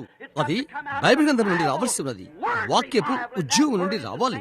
ఆ వాక్యము నిన్న నేడు యుగములు ఒక్కటే రీతిగా ఉన్నది. అది ఈ దినమందు పడినప్పుడు జీవింప చేస్తుంది. అపోస్తుల కార్యములు నీవు చేసిన అవే ఫలితాలు నీవు పొందుకుంటావు. ఖచ్చితం. అది ఎల్లప్పుడూ అలాగే ఉంటుంది. అది ఎల్లప్పుడూ అలాగే ఉండను. ఎందుచేతనగా వాతావరణమును స్థానమందు ఇంచు దేవుని యొక్క ఆత్మ అది కార్యాలు చేయుటకు వాతావరణము కావలసి ఉన్నది. పరిసరాల పరిస్థితి కావలసి ఉన్నది. ఆ కారణము చేతనే పురుషులైన మీకు ఎల్లప్పుడూ ఇలాగ బోధించబడుచున్నది, మీ బిడ్డలను ఇక్కడికి తీసుకుని రండి అని. నిజంగా అది మంచిది. కొద్ది నిమిషాల క్రితమే నా యొక్క కుమార్తె రెబికా వచ్చి కూర్చుందుకు నేను సంతోషంగా ఉన్నాను. ఒక స్త్రీ వైపు నేను కనుసైగ చేయడము మీలో కొందరు నన్ను చూచి ఉంటారు. అది నా కుమార్తె కాబట్టి ఆమె వచ్చి కూర్చున్నది. ఆత్మ బాప్తిస్ము ఆమె పొందాలని నేను కోరుకుంటున్నాను ఇక్కడ కూటములో. అందుకే ఆమె ఉన్నది. కారణం అదే. పరిసర పరిస్థితులు కావలసి ఉన్నవి. పెద్దవాడైన డాక్టర్ బోస్వర్త్ తరచుగా ఇలా చెప్తుంటాడు, నీవు కోడిగుడ్డును తీసుకుని కుక్కపిల్ల కింద పెట్టు, అది పొదిగి కోడిపిల్ల అవుతున్నది. ఎందుకనగా అది కోడిగుడ్డు సరైన వాతావరణమే అది కలిగి ఉన్నది. నీవు మెథడిస్టువైనా, బాప్టిస్టువైనా, ప్రెస్బిటేరియన్ నాకు అనవసరం. మంచి వాతావరణంలో కొత్తగా జన్మించిన దేవుని యొక్క బిడ్డగా అది పొదుగుతుంది. పరిసర వాతావరణము అది దాన్ని చేయును. ఎటువంటి సంఘర్షక పేలిక నీ ఉంచుకున్నది కాదు. నేను పశువులు మేపుతూ ఉండేవాడను. అడవులకు వాటిని తోలుకుని వెళ్ళినప్పుడు అక్కడ ఉన్న పరిపాలనా క్షేత్రములోని మేత భూముల్లో వాటిని ఉంచి వాటిని అడవిలో పెట్టినప్పుడు కాపలాదారుని నేను గమనించాను. ద్వారం వద్దకు పశువులను తోలే కంచి వద్దకు అవి వెళ్తున్నప్పుడు అతడు అక్కడి నిలబడి గమనిస్తుంటాడు. గుర్తులను అతడు అంతగా పట్టించుకోడు. ఎందుకనగా అక్కడి నుండి అన్ని రకాలైన గుర్తులు వెళ్తుంటవి. అయితే ఒకటి అతడు గమనిస్తాడు, రక్తపు కుచ్చును గమనిస్తాడు. అది సంకర జాతి కాని హెయిర్ ఫోర్డ్ కావలసి ఉన్నది, లేదా అది ఆ అడవిలోకి వెళ్ళటకు వీలు పడదు. ఎందుకనగా హెయిర్ ఫోర్స్ సంస్థ ఆ అడవిని పెంచుతుంది. అది తప్పక రక్తపు కుచ్చును కలిగి ఉండవలసి ఉంటుంది జాతిని క్రమంగా ఉంచుట కొరకు. రేపు దినాన ఆ విధంగా ఉంటుందని నేను తలచుచున్నాను. ఆయనను నేను మెథడిస్టునా, బాప్టిస్టునా, పెంతెకోస్తునా లేక ప్రెస్బిటేరియనా అని ఆయనను అడగబోడు. అయితే రక్తపు కుచ్చు కొరకై ఆయనను చూస్తాడు. నేను రక్తమును చూచున్నప్పుడు దాటిపోతాను. అదే విషయం. కాబట్టి ఈ చెరువులు లేక తొట్లు వారు కొద్దిసేపు కూర్చుంటారు. వారు కదలకుండా అలాగే ఉంటారు. ఉపయోగం లేని వారు అవుతారు. ఇంకా వారు కప్పలకు, బల్లులకు, పాములకు, పురుగులకు, క్రిములకు తదితరమైన వాటికి వారు నిలయముగా లేక ఇల్లుగా మారిపోతారు. ఎందువల్లంటే అట్టి నిలవుండే స్థితిలోకి వారు నెట్టివేయబడ్డారు. కాబట్టి నీ ఊహించగలవా? దొడ్డి పైకప్పును కడగటము, లేక ఇల్లు దొడ్డికి సమీపంగా ఉండుట, లేక మురికి ఉంటున్నా ఏదేనను ఎటువంటి పురుగులు, క్రిములు ప్రతిదీ ఉంటవి. ఈ యొక్క చెరువును కడుగుట వలన, ఈ తొట్టిని కడుగుట వలన మనుషుల చేత నిర్మితమైన ఎటువంటి పద్ధతికైనను సంపూర్ణమైన ఉదాహరణ అవుతుంది ఇది. అతడు ఆరంభం నుండి అపజయమందిన వాడు. ఆ కారణము చేతనే అతనికి రక్షకుడు కావలసి ఉన్నది. అతడు తనకు తాను రక్షించుకోలేడు. అందుకై అతనేమీ చేయలేడు. అతడు ఆరంభంలోనే నశించిపోయాడు. లోకములో అతడు పాపములోనే జన్మించాడు. అబద్ధములాడుతూ లోకములోకి వచ్చాడు. ప్రారంభంలోనే అతడు అబద్ధికుడు. కనుక ఏ విధముగా ఇతడు లోకములో తనకు తాను ఏమి చేయగలడు? పరిశుద్ధుడైన మనుషుడు ఎలాగూ కాగలుగుతాడు? పరిశుద్ధుడు ఎవరూ లేరు. పరిశుద్ధమైన ఏ సంఘము లేదు. అది పరిశుద్ధమైనది. పరిశుద్ధమైన సంఘము కాదు. ఒక పరిశుద్ధమైన ప్రజల మధ్య అది పరిశుద్ధాత్మ. అది ఆమేన్. పేతురు మిగతా వారు నిలబడిన పరిశుద్ధ పర్వతము కాదు. పర్వతం పరిశుద్ధమైనది కాదు. అయితే పరిశుద్ధుడైన దేవుడు పర్వతంపై ఉండెను. అది దానిని పరిశుద్ధమైనదిగా చేసినది. అది పరిశుద్ధుడైన వ్యక్తి కాదు. అది పరిశుద్ధాత్మ. ఆ వ్యక్తి వాడుకొనెను. దానినది పరిశుద్ధమైనదిగా చేసెను. వ్యక్తి కాదు.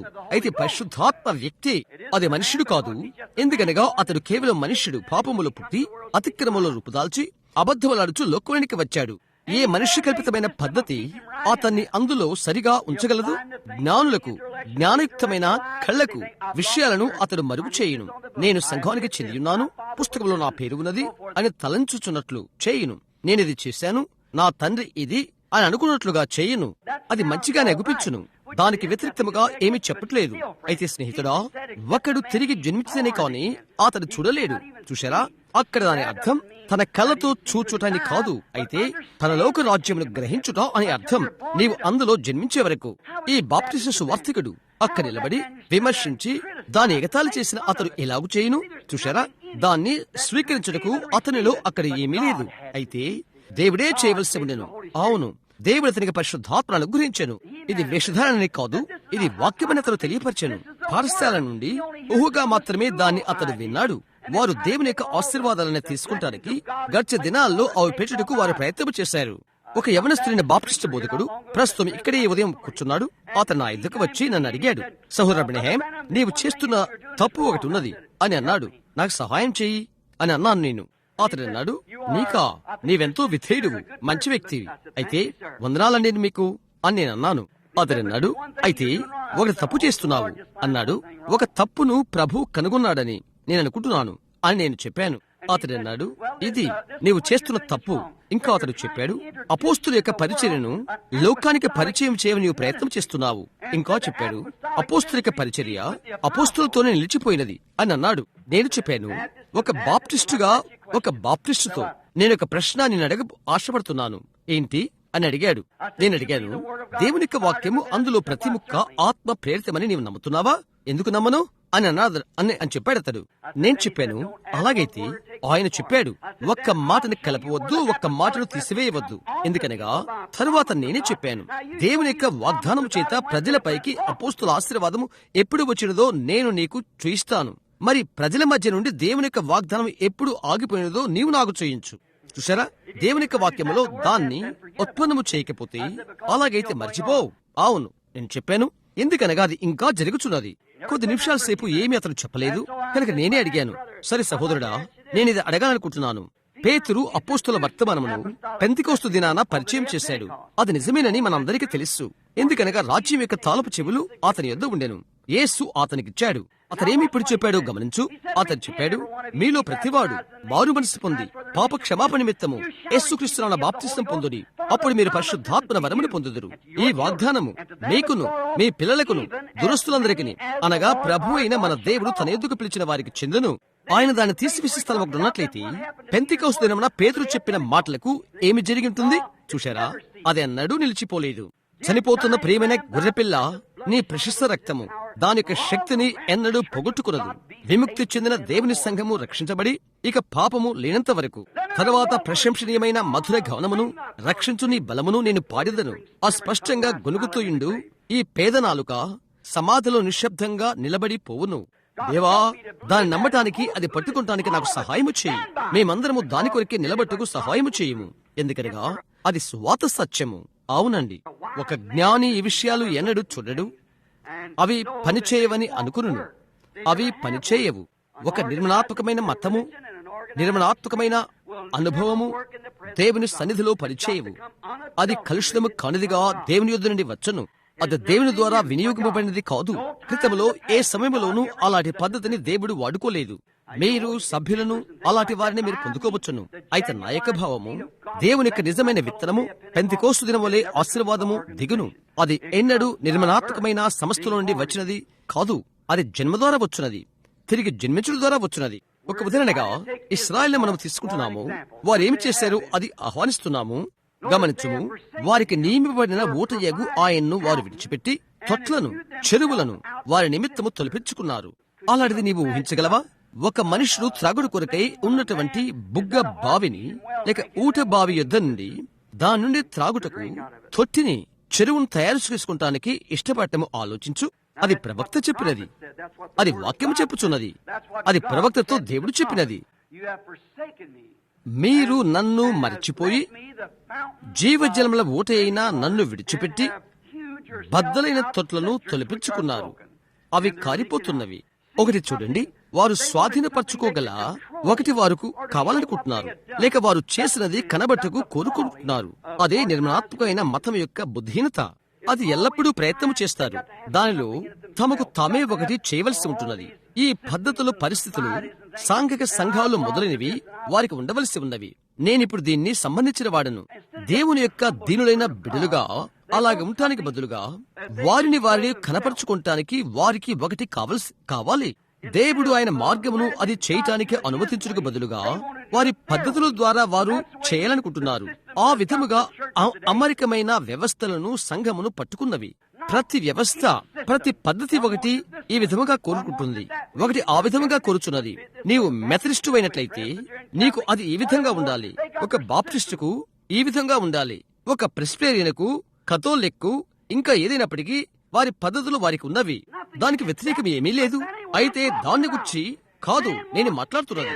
మనుషుడు తన పద్ధతి ప్రకారంగా చేయాలనుకుంటున్నాడు, దేవుడు తన పద్ధతి ప్రకారంగా చేయాలనుకుంటున్నాడు. ఆయన చెప్పాడు, మీరు మీ యొక్క మార్గమున పగిలిన బద్దలైన తొట్టిని పట్టుకున్నారు, నా మార్గమునకు, జీవ మార్గమునకు అది అంగీకృతము కాదు. ఈ రోజు ఉన్నట్లుగా అది ఉన్నది, ఏ కొంచెమైనను అది తేడా లేదు. ఆలోచించి బుగ్గబుగ్గా ఉబుకుతున్న స్వచ్ఛమైన పరిశుద్ధమైన ఒక బుగ్గబావి నీటిని విడిచిపెట్టి తరువాత తనకు తానే తయారు చేసుకున్న బద్దలైన తొట్టి యొద్దకు అతడు వెళ్లడం ఒక మనిషికి ఎంతటి బుద్ధినతో చూడు. తనకై ఒక తొట్టిని లేక చెరువును త్రవ్వుకుని కష్టము కడిగిన చెత్త దానిలోకి వచ్చినప్పుడు అందులోని త్రాగడం తప్పనిసరిగా మానసిక బలహీనత అతనిలో ఒకటి ఉంటున్నది. లేఖనమును నీకు రుజువు చేయొచ్చు, అది నిజమని నీకు చూయించు పరిశుద్ధాత్మను అంగీకరించడానికి బదులుగా లేఖమును కూర్చిన మత సంబంధమైన భావనకు ఒక మనుషుడు తగులుకుంటాం. ఆ వ్యక్తిలో ఆత్మ సంబంధ పొరపాటు ఒకటి ఉన్నది. అది ఖచ్చితంగా నిజం, ఖచ్చితం. పరిశుద్ధాత్మ తాము ఏమని తలుస్తున్నారో అదే సరి అని ప్రతి ఒక్కరూ వారి యొక్క బైబిల్ గ్రంథమునకు ఒక అనువాదముగా ఉంటున్నారు. నీ సహాయము దేవుడికి అవసరం లేదు, దేవునికి నీ అనువాదము అవసరం లేదు. దేవుడు ఆయనే అనువాదికుడు. దేవుడు ఆయన చేయునది చెప్పిన విధముగానే దేవుడు అనువాదము చేయును. దేవుడు ఆదిలో చెప్పాడు, వెలుగు కలుగును కాక అని. వెలుగు కలిగినది, దానికి ఎటువంటి అనువాదము అవసరం లేదు, అది దేవుడే చేసినది. ఆయన చెప్పాడు, కన్య గర్భవతి యగును అని. ఆమె అలాగైనది, దానికి ఎలాంటి అనువాదము అవసరం లేదు. శరీరులందరి మీద నా ఆత్మను కృమ్మరించదను అని ఆయన చెప్పాడు. ఆయన దాన్ని చేశాడు, దానికి ఎటువంటి అనువాదము అవసరం లేకుండాను. దేవుడు ఆయన వాక్యమును ప్రత్యక్షపరచడం ద్వారా, బయలుపరచడం ద్వారా, రుజువు చేయడం ద్వారా తన సొంత వాక్యానికి అనువాదము చేయను. ఆ విధముగా దేవుని ద్వారా ఒక ప్రవక్త రుజువు చేయబడతాడు.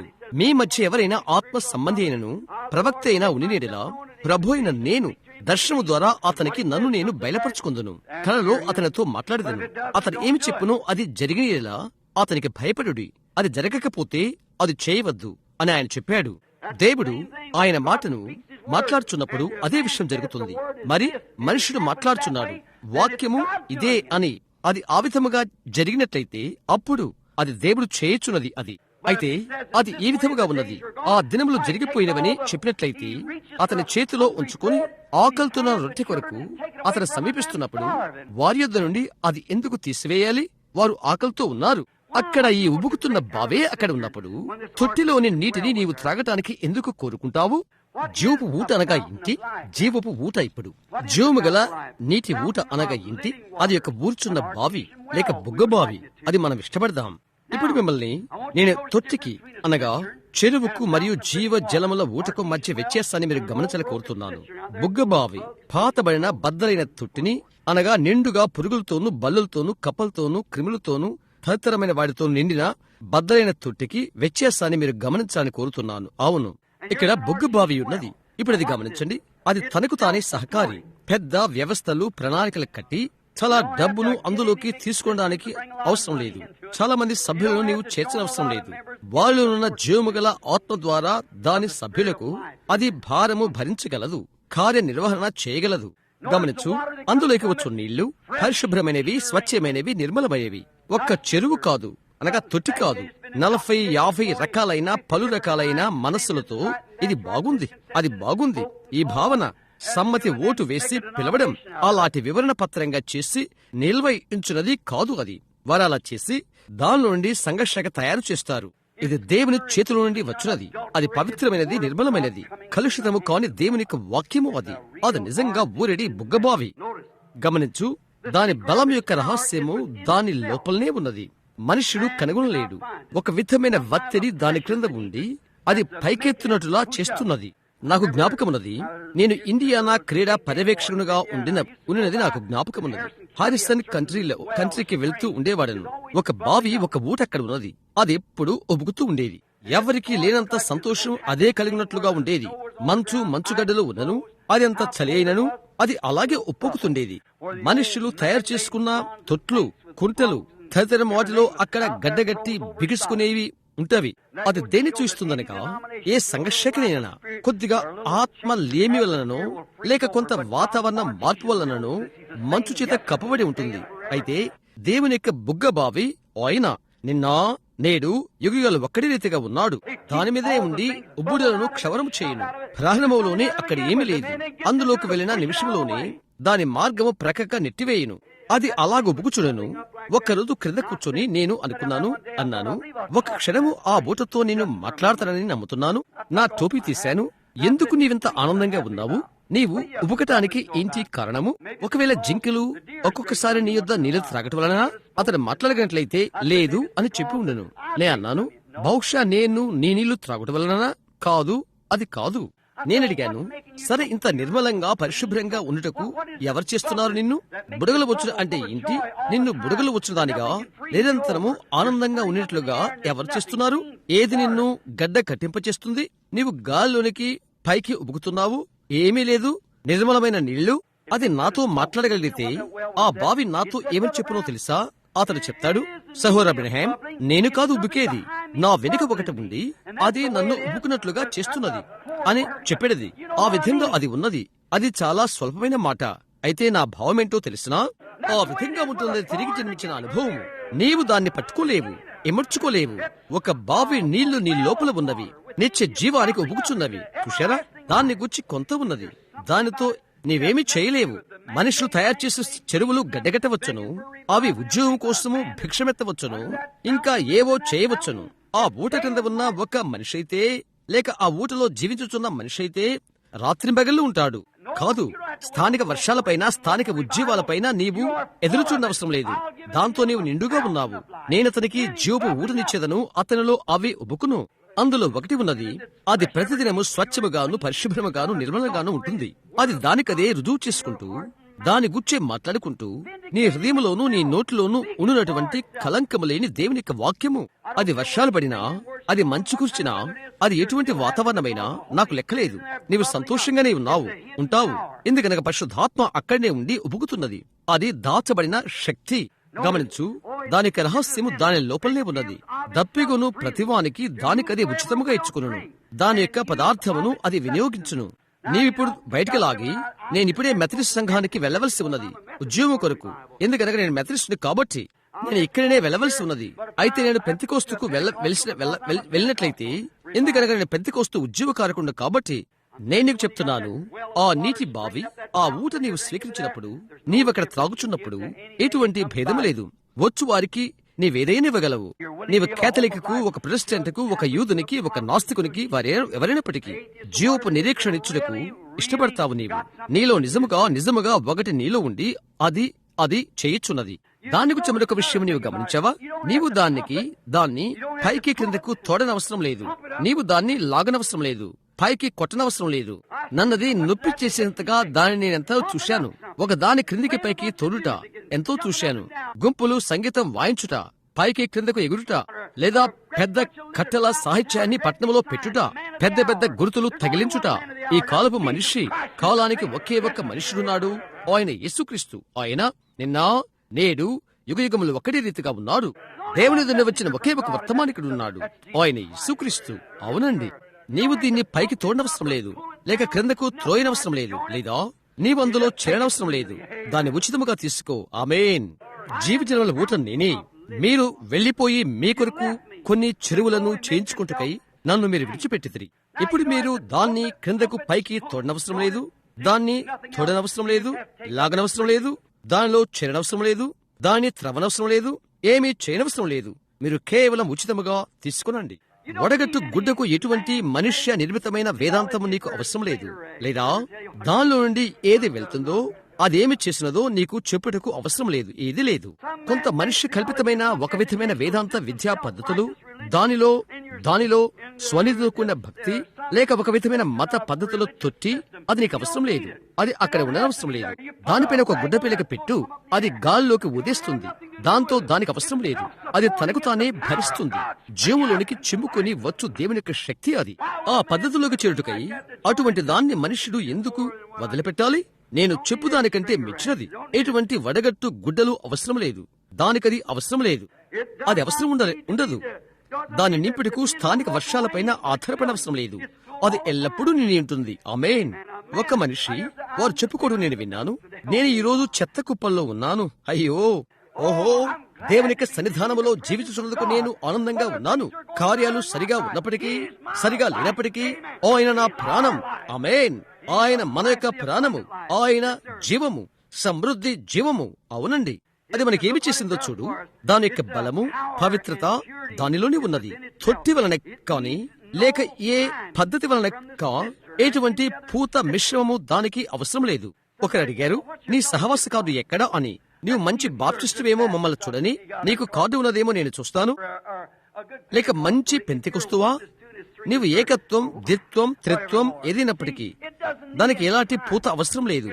అది ఎల్లప్పుడూ ముందుకు వెళ్ళినది. ఆ పాత తొట్టిని నేను వాడుతుండేవాడను. మీకు తెలుసా, అక్కడ లోపల నేను నీళ్లు పోయాలి. ఈ పీల్చే పాత గొట్టము గుండా ఎక్కించాలి. అక్కడి నుండి దాని తీటుకై తీయాలి. మీకు తెలుసా, మరికొద్ది నీళ్లు అందులో పోయాలి. పురుగుల ముద్ద అలా పోయాలి. పురుగులు బయటికి లాగాలి. అలా ఉంటుంది ఈ అలవాటు ప్రకారంగా ఉన్న ఉజ్జీవాల సంగతి. అయితే దేవునికి కృతజ్ఞతలు. రక్తముతో నిండి ఉన్న ఊట ఉన్నది. పాపులు ఆ ప్రవాహంలోకి లోతుగా వెళ్ళెదరు. సంఘ సభ్యులను నీవు తయారు చేయలేవు. ఆ ఊటి ఎద్దుకు వారు వచ్చినప్పుడు వారిలో నుండి క్రైస్తవులను నీవు చేయగలవు. అటువంటి మురికి గుంటల్లోనికి లేనిది నీవు త్రాగుడు కొరై జీవజలముల ఊటను నీవెందుకు విడిచిపెడతావు? ఎటువంటి పైకి తోడనవసరం లేదు. దాని యొక్క బలము దానిలోనే ఉన్నది. దానికి ఎక్కించిన అవసరం లేదు. అవునండి, దానిలోని స్వంత జీవము దానిలోనే ఉన్నది. ఆ విధముగా దేవుని యొక్క విత్తనము మనిషి హృదయంలో ఉంటున్నది. దేవుని యొక్క జీవము వ్యక్తిలో ఉంటున్నది, సంఘములో కాదు. నీ లోపల, అది నీ లోపల ఉండును. జీవము యొక్క బీజము ఉండునది నీ లోపలనే. దాని యొక్క ఒక్కసారి రుచి చూచిన మాత్రాన అన్ని రకాల మత బోధకులను ఒప్పింపజేస్తున్నది. కథలిక పూజారిని అడుగు, బాప్టిస్ట్ బోధకుని అడుగు, ఎవరైనప్పటికీ అడుగు. నేను నీకు చెప్తున్నాను, ఈ నిర్మలమైన ఊట బావి యొక్క నీరు ఒక్కసారి రుచి చూచితే అది సత్యమని ఒప్పింపచేస్తుంది.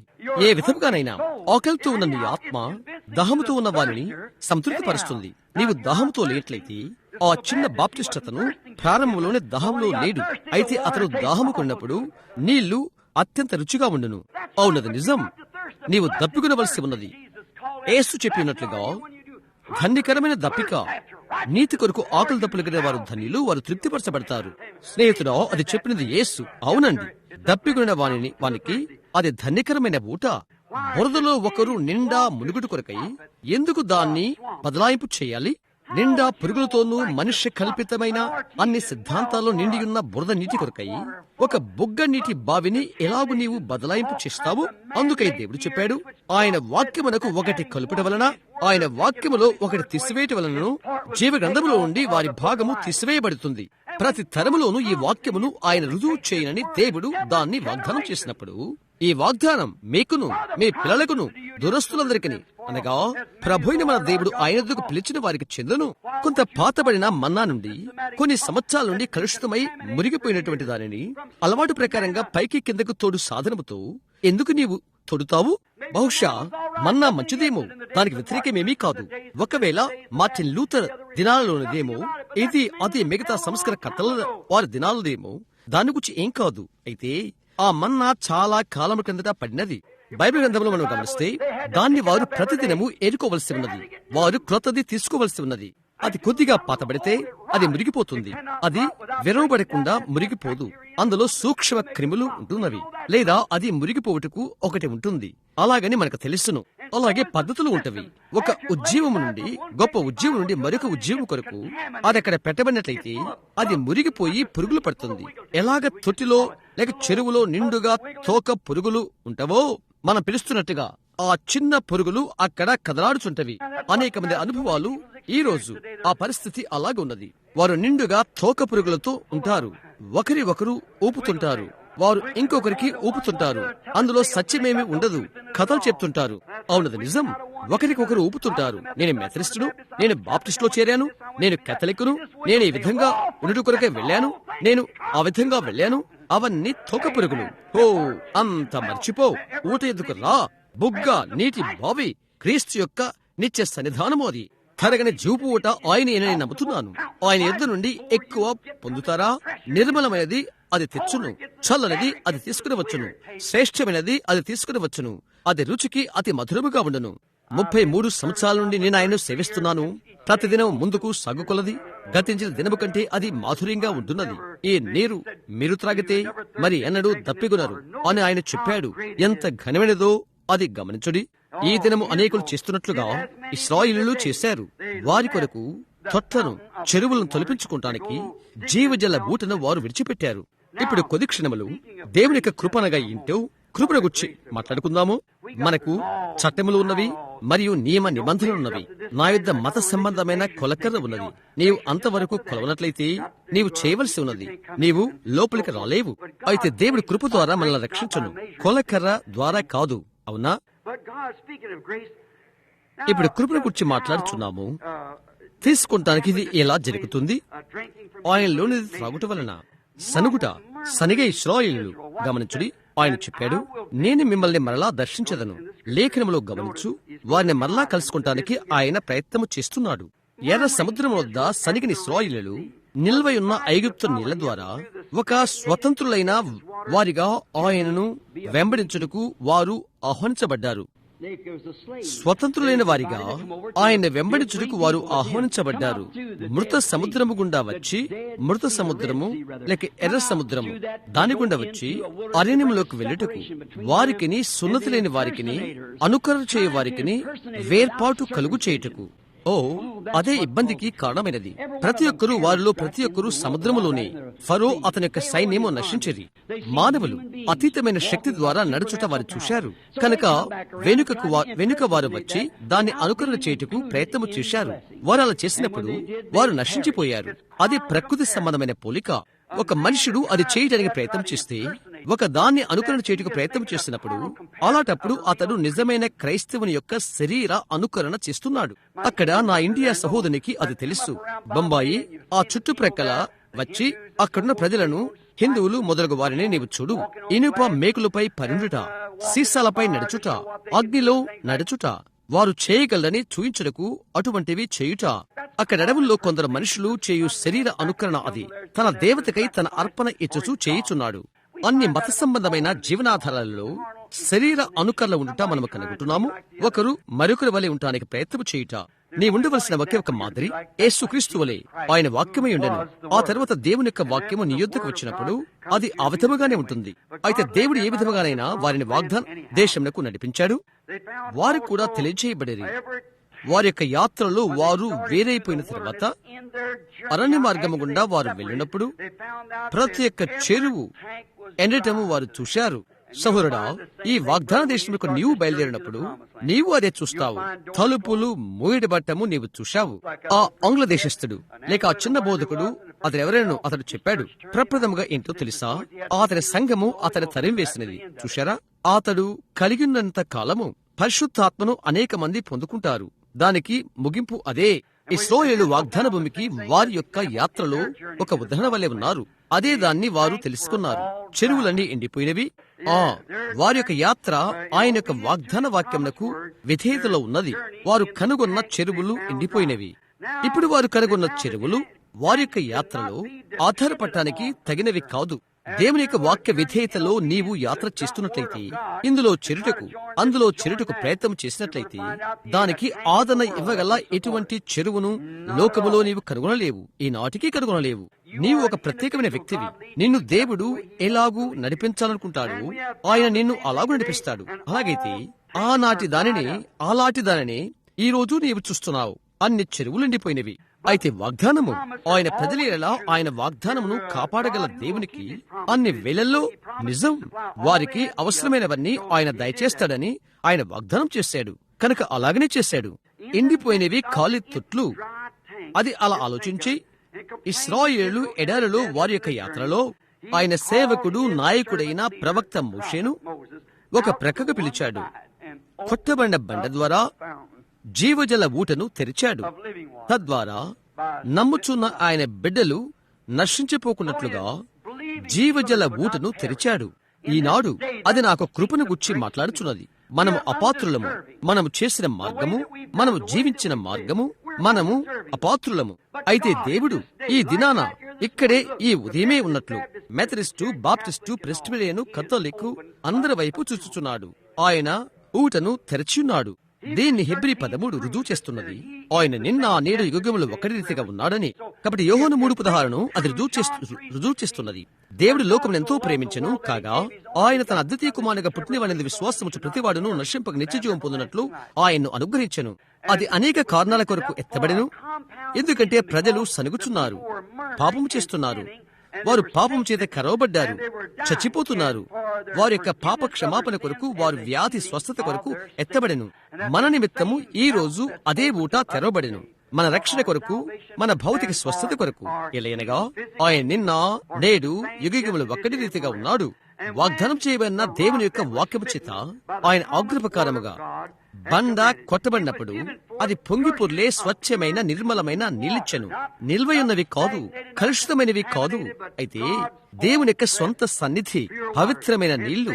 అది త్రాగిన ప్రతి వారు వారిని రక్షించెను. అది నిజమని మనకు తెలుసు. ఎందుకంటే ఒక పోలికగా పాత నిబంధనలో మనం అది చదివాము. నీవు దాన్ని లాగనవసరం లేదు, పైకి క్రిందకు కొట్టనవసరం లేదు, అందులో చేరనవసరం లేదు. దాన్ని ఎలాగూ వినియోగించుకోవాలో అది నేర్చుకోవటానికి సెమినరీకి నీ వెళ్ళవసరం లేదు. ఏ విధముగా దానిని వాడుకోవాలో వారు నీకు చెప్తారు. చూశావా? ఓ భలే! నీవు పరిశుద్ధాత్మను పొందుకున్నట్లయితే నీవు దాన్ని ఏ విధంగా చేస్తావని మేము అనుకుంటున్నాము అని చెప్తారు. అయితే చూడండి, దానికి ఎటువంటి ఆధీన స్వాధీనములు లేవు. పరిశుద్ధాత్మను నీవు వాడుకోవు, పరిశుద్ధాత్మ నిన్ను వాడుకోను. చూశారా? నీవు కాదు, పరిశుద్ధాత్మను నీవు వాడుకోవు, పరిశుద్ధాత్మ నిన్ను పట్టుకును. వనమనగా కత్తిని తీసుకుని నీవు దానితో పెన్సిళ్లు చెక్కడం కాదు, అది నీకై నీవు దేవునికి ఇచ్చుకుంటావు. పరిశుద్ధాత్మ నిన్ను వాడుకున్నట్లు నీవు మార్గము తప్పుకుంటావు. గమనించు, వారు క్రిందకు పైకి కొట్టనవసరం లేదు, లేక దాన్ని లాగనవసరం లేదు. ఈ నీటిని మేము ఎలాగూ వాడుకోవాలి అని అడగనవసరము లేదు. ఎందుకనగా అది ఎలాగూ వాడుకోవాలో వారికి తెలుసు. వారు దప్పిక కొన్నారు, దాంతో ఏమి చేయాలో వారికి తెలుసు. అలాగని ఏ మత బోధకు లేక సంఘశాఖకు అతడు సంబంధించినప్పటికీ, స్త్రీ గాని పురుషుడు గాని వారి ఎల్లా అలాగుండును. అతను దేవుని కొరకు దప్పికొన్నాడా? గత రాత్రి చెప్పిన ఈ ఆంగ్ల సహోదరుడు లేక బ్రిటన్ వారి సహోదరుడు చెప్పినట్లు మత పాఠశాలకు పరుగులు తీయనవసరం లేదు. తిరిగి వెనుకకపోయి ఆంగ్ల సంఘమును కలిసి అతడు కలిగి ఉన్న ఈ గొప్ప వరమును భాషలు మాట్లాడట దీనితో ఏం చేయాలి అని వారిని అడిగినట్లు అడగనవసరం లేదు. ఆరంభంలోనే వారు అతన్ని బయటికి నెట్టివేస్తారు. అవును, అతడు దహముకున్నాడు కనుక దేవుడు అతన్ని నింపాడు. దానికి అది సరిపోతుంది. అది దహముకురుట. తర్వాత ఆయన నింపుతాడు. దాంతో నీవేమీ చేయాలని ఒకరు నీకు చెప్పి ఎటువంటి ఆధీనము చేయబోట అవసరం లేదు. దేవుడు ప్రతి వ్యక్తిని నడిపించును. నీ ఎడల ఆయన ఎలాగూ చేయవలనుకును అలాగే చేయును. నీవొక ప్రత్యేకమైన వ్యక్తివి. నీవు దేవుని యొక్క భాగానివి. ఎవరూ నీ స్థానాన్ని తీసుకోరు. ఇది నేను చేయవలసి ఉన్నది లేక దానితో నేను చేయవలసి ఉన్నది అని చెప్పుటకు ఒకరి దగ్గరకు వెళ్ళటకు మార్గం లేదు. లేదండి, దేవుడు ఆయన కోరినట్లుగా ఆయన దాన్ని వాడుకును. నీవు దాహముతో ఉంటే ఎంత త్రాగాలో నీకు తెలుసు. ఈ ఉదయం మీరు దాహముకుంటే దాని నుండి త్రాగండి. అదే మీరు చేయవలసినది. వారి యొక్క తప్పిక కొరకు దేవుడు ఒక మార్గమును ఏర్పాటు చేశాడు. తప్పికతో ఉన్న బిడ్డలు ఆయనలో ఉచితముగా పాలు పొందుట. ఎవరైతే ఆకలితో దప్పికతో ఉన్నారో అట్టి స్త్రీ పురుషుని కొరకు ఈ ఉదయము దేవుడు ఒక మార్గాన్ని ఏర్పాటు చేశాడు. బహుశా ఎన్నడూ రక్షించబడిన వారు ఇక్కడ కూర్చుని ఉండవచ్చు. రక్షించబడు ఒడ్డున ఉండి ఇక్కడ కూర్చున్న వారు కొందరున్నారు. ఇక్కడ కొందరు సంఘ సభ్యులుగానే కూర్చున్న ప్రజలున్నారు. మీరు మంచి చేయాలనుకుంటున్నారా? అయితే మీరు చెరువు నీరు త్రాగుతున్నారు. ఈ సత్యములను వారెన్నడూ మీకు చెప్పరు. వచ్చుటకు ఒకే ఒక విషయము, దేవుని వాగ్దానాన్ని తీసుకోండి, ఊటి ఎద్దుకు రండి, అప్పుడు ఆయన దప్పికను తీర్చును. ఈ ఊటిలోనది త్రాగువాడు మరలా దప్పికొనడు. గమనించుడి, కృపను బట్టి పద్ధతి వలన కాదు, విచ్ఛేయను చెరువు ద్వారా కాదు. ఎవరైతే ఈ నీటిని స్వీకరించారో అట్టి వారిలా ఆయన ఎంత ఉదారుడో గమనించుడి. ఆయన వాక్యమును ఆయన రుజువు చేయుచున్నాడు. అది జీవము అనుగ్రహించు వనరులు. ఆయన వాక్యమును ఆయన నీటిని మీరు తీసుకున్నట్లయితే మీరు నిత్య జీవాన్ని స్వీకరించున్నారని మీలో ఎంతమందికి తెలుసు? జీవమును స్వీకరించుతరి అని. సరే, ఉదాహరణకు 1-2 ఉదాహరణల కొరకు తీసుకుందాము. తర్వాత ఒక క్షణంలో నేను ముగించబోతున్నాను. ఆ గుండె ఒక చోట నాకు ఉండవలసి ఉన్నది. అయితే గమనించుడి, నేను మాట్లాడుతూ ఉన్నాను, కానీ అది చేయుట అని కాదు నా భావము. చూడండి, ఒక ఉదాహరణ తీసుకుందాము. ఇద్దరి గురించి మాత్రమే. యాకోబు చెరువు, అతను త్రవిన బావి. అక్కడ స్త్రీని తీసుకుందాము. అక్కడ ఆమె కూర్చుని ఉన్నది. నీళ్లు తీసుకుని వెళ్ళటకు ఎక్కడికైతే ఆమె వచ్చినదో అట్టి ఈ చెరువు లేక తొట్టి మాత్రమే ఆ స్త్రీకి తెలుసు. బావికి ఎదురుగా ఆమె చూచినది. కొంచెం అందరికీ కాన్పించేలా ఒక పురుషుడు, ఒక యూదుడు కూర్చున్నాడు. ఆమె సమరే స్త్రీ. అది సుకారు పట్టణము. ఈ మనుషుడు, ఈ యూదుడు ఆ స్త్రీతో అలవాటుగా కాని వాక్యమును పలికాడు, నాకు దాహమును కిమ్ము అని. ఆమె చెప్పినది, మనకు వేరు బంధమున్నది. అటువంటి ప్రశ్న నీవు అడుగుటకు అది సరికాదు. నీవు యూదుడవు, నేను సమరయురాలను. ఆయన చెప్పాడు, అయితే నీతో మాట్లాడుతున్నది ఎవరో నీవు ఎరిగి ఉంటే నీవు నన్ను దహమునికమని అడుగుతావు. త్రాగుటకు ఈ చెరువుకు నీవు రాకున్నటువంటి నీళ్లు నీకిచ్చేదను. అది నీలో ఊరడి బొగ్గుగా ఉండును అని ఆయన చెప్పాడు. గమనించుడి, ఇది సత్యమని రుజువు చేయబడుట ఆమె కనుగొన్నప్పుడు మొదటిగా ఎవరైనా, ఏ పురుషుడైనా అది చెప్తారు. అయితే ఆమె అన్నది, యెరూషలేములో ఆరాధన అని మీరు చెప్తారు, మేము ఈ పర్వతం మీద ఆరాధన అని చెప్తాము. ఆయన చెప్పాడు, రక్షణ యూదుల్లో ఉండియే కలుగుచున్నది. మేము నమ్మినది మేము ఎరుగుదాము. అయితే ఆయన చెప్పాడు, ఒకటి నేను చెప్పనివు.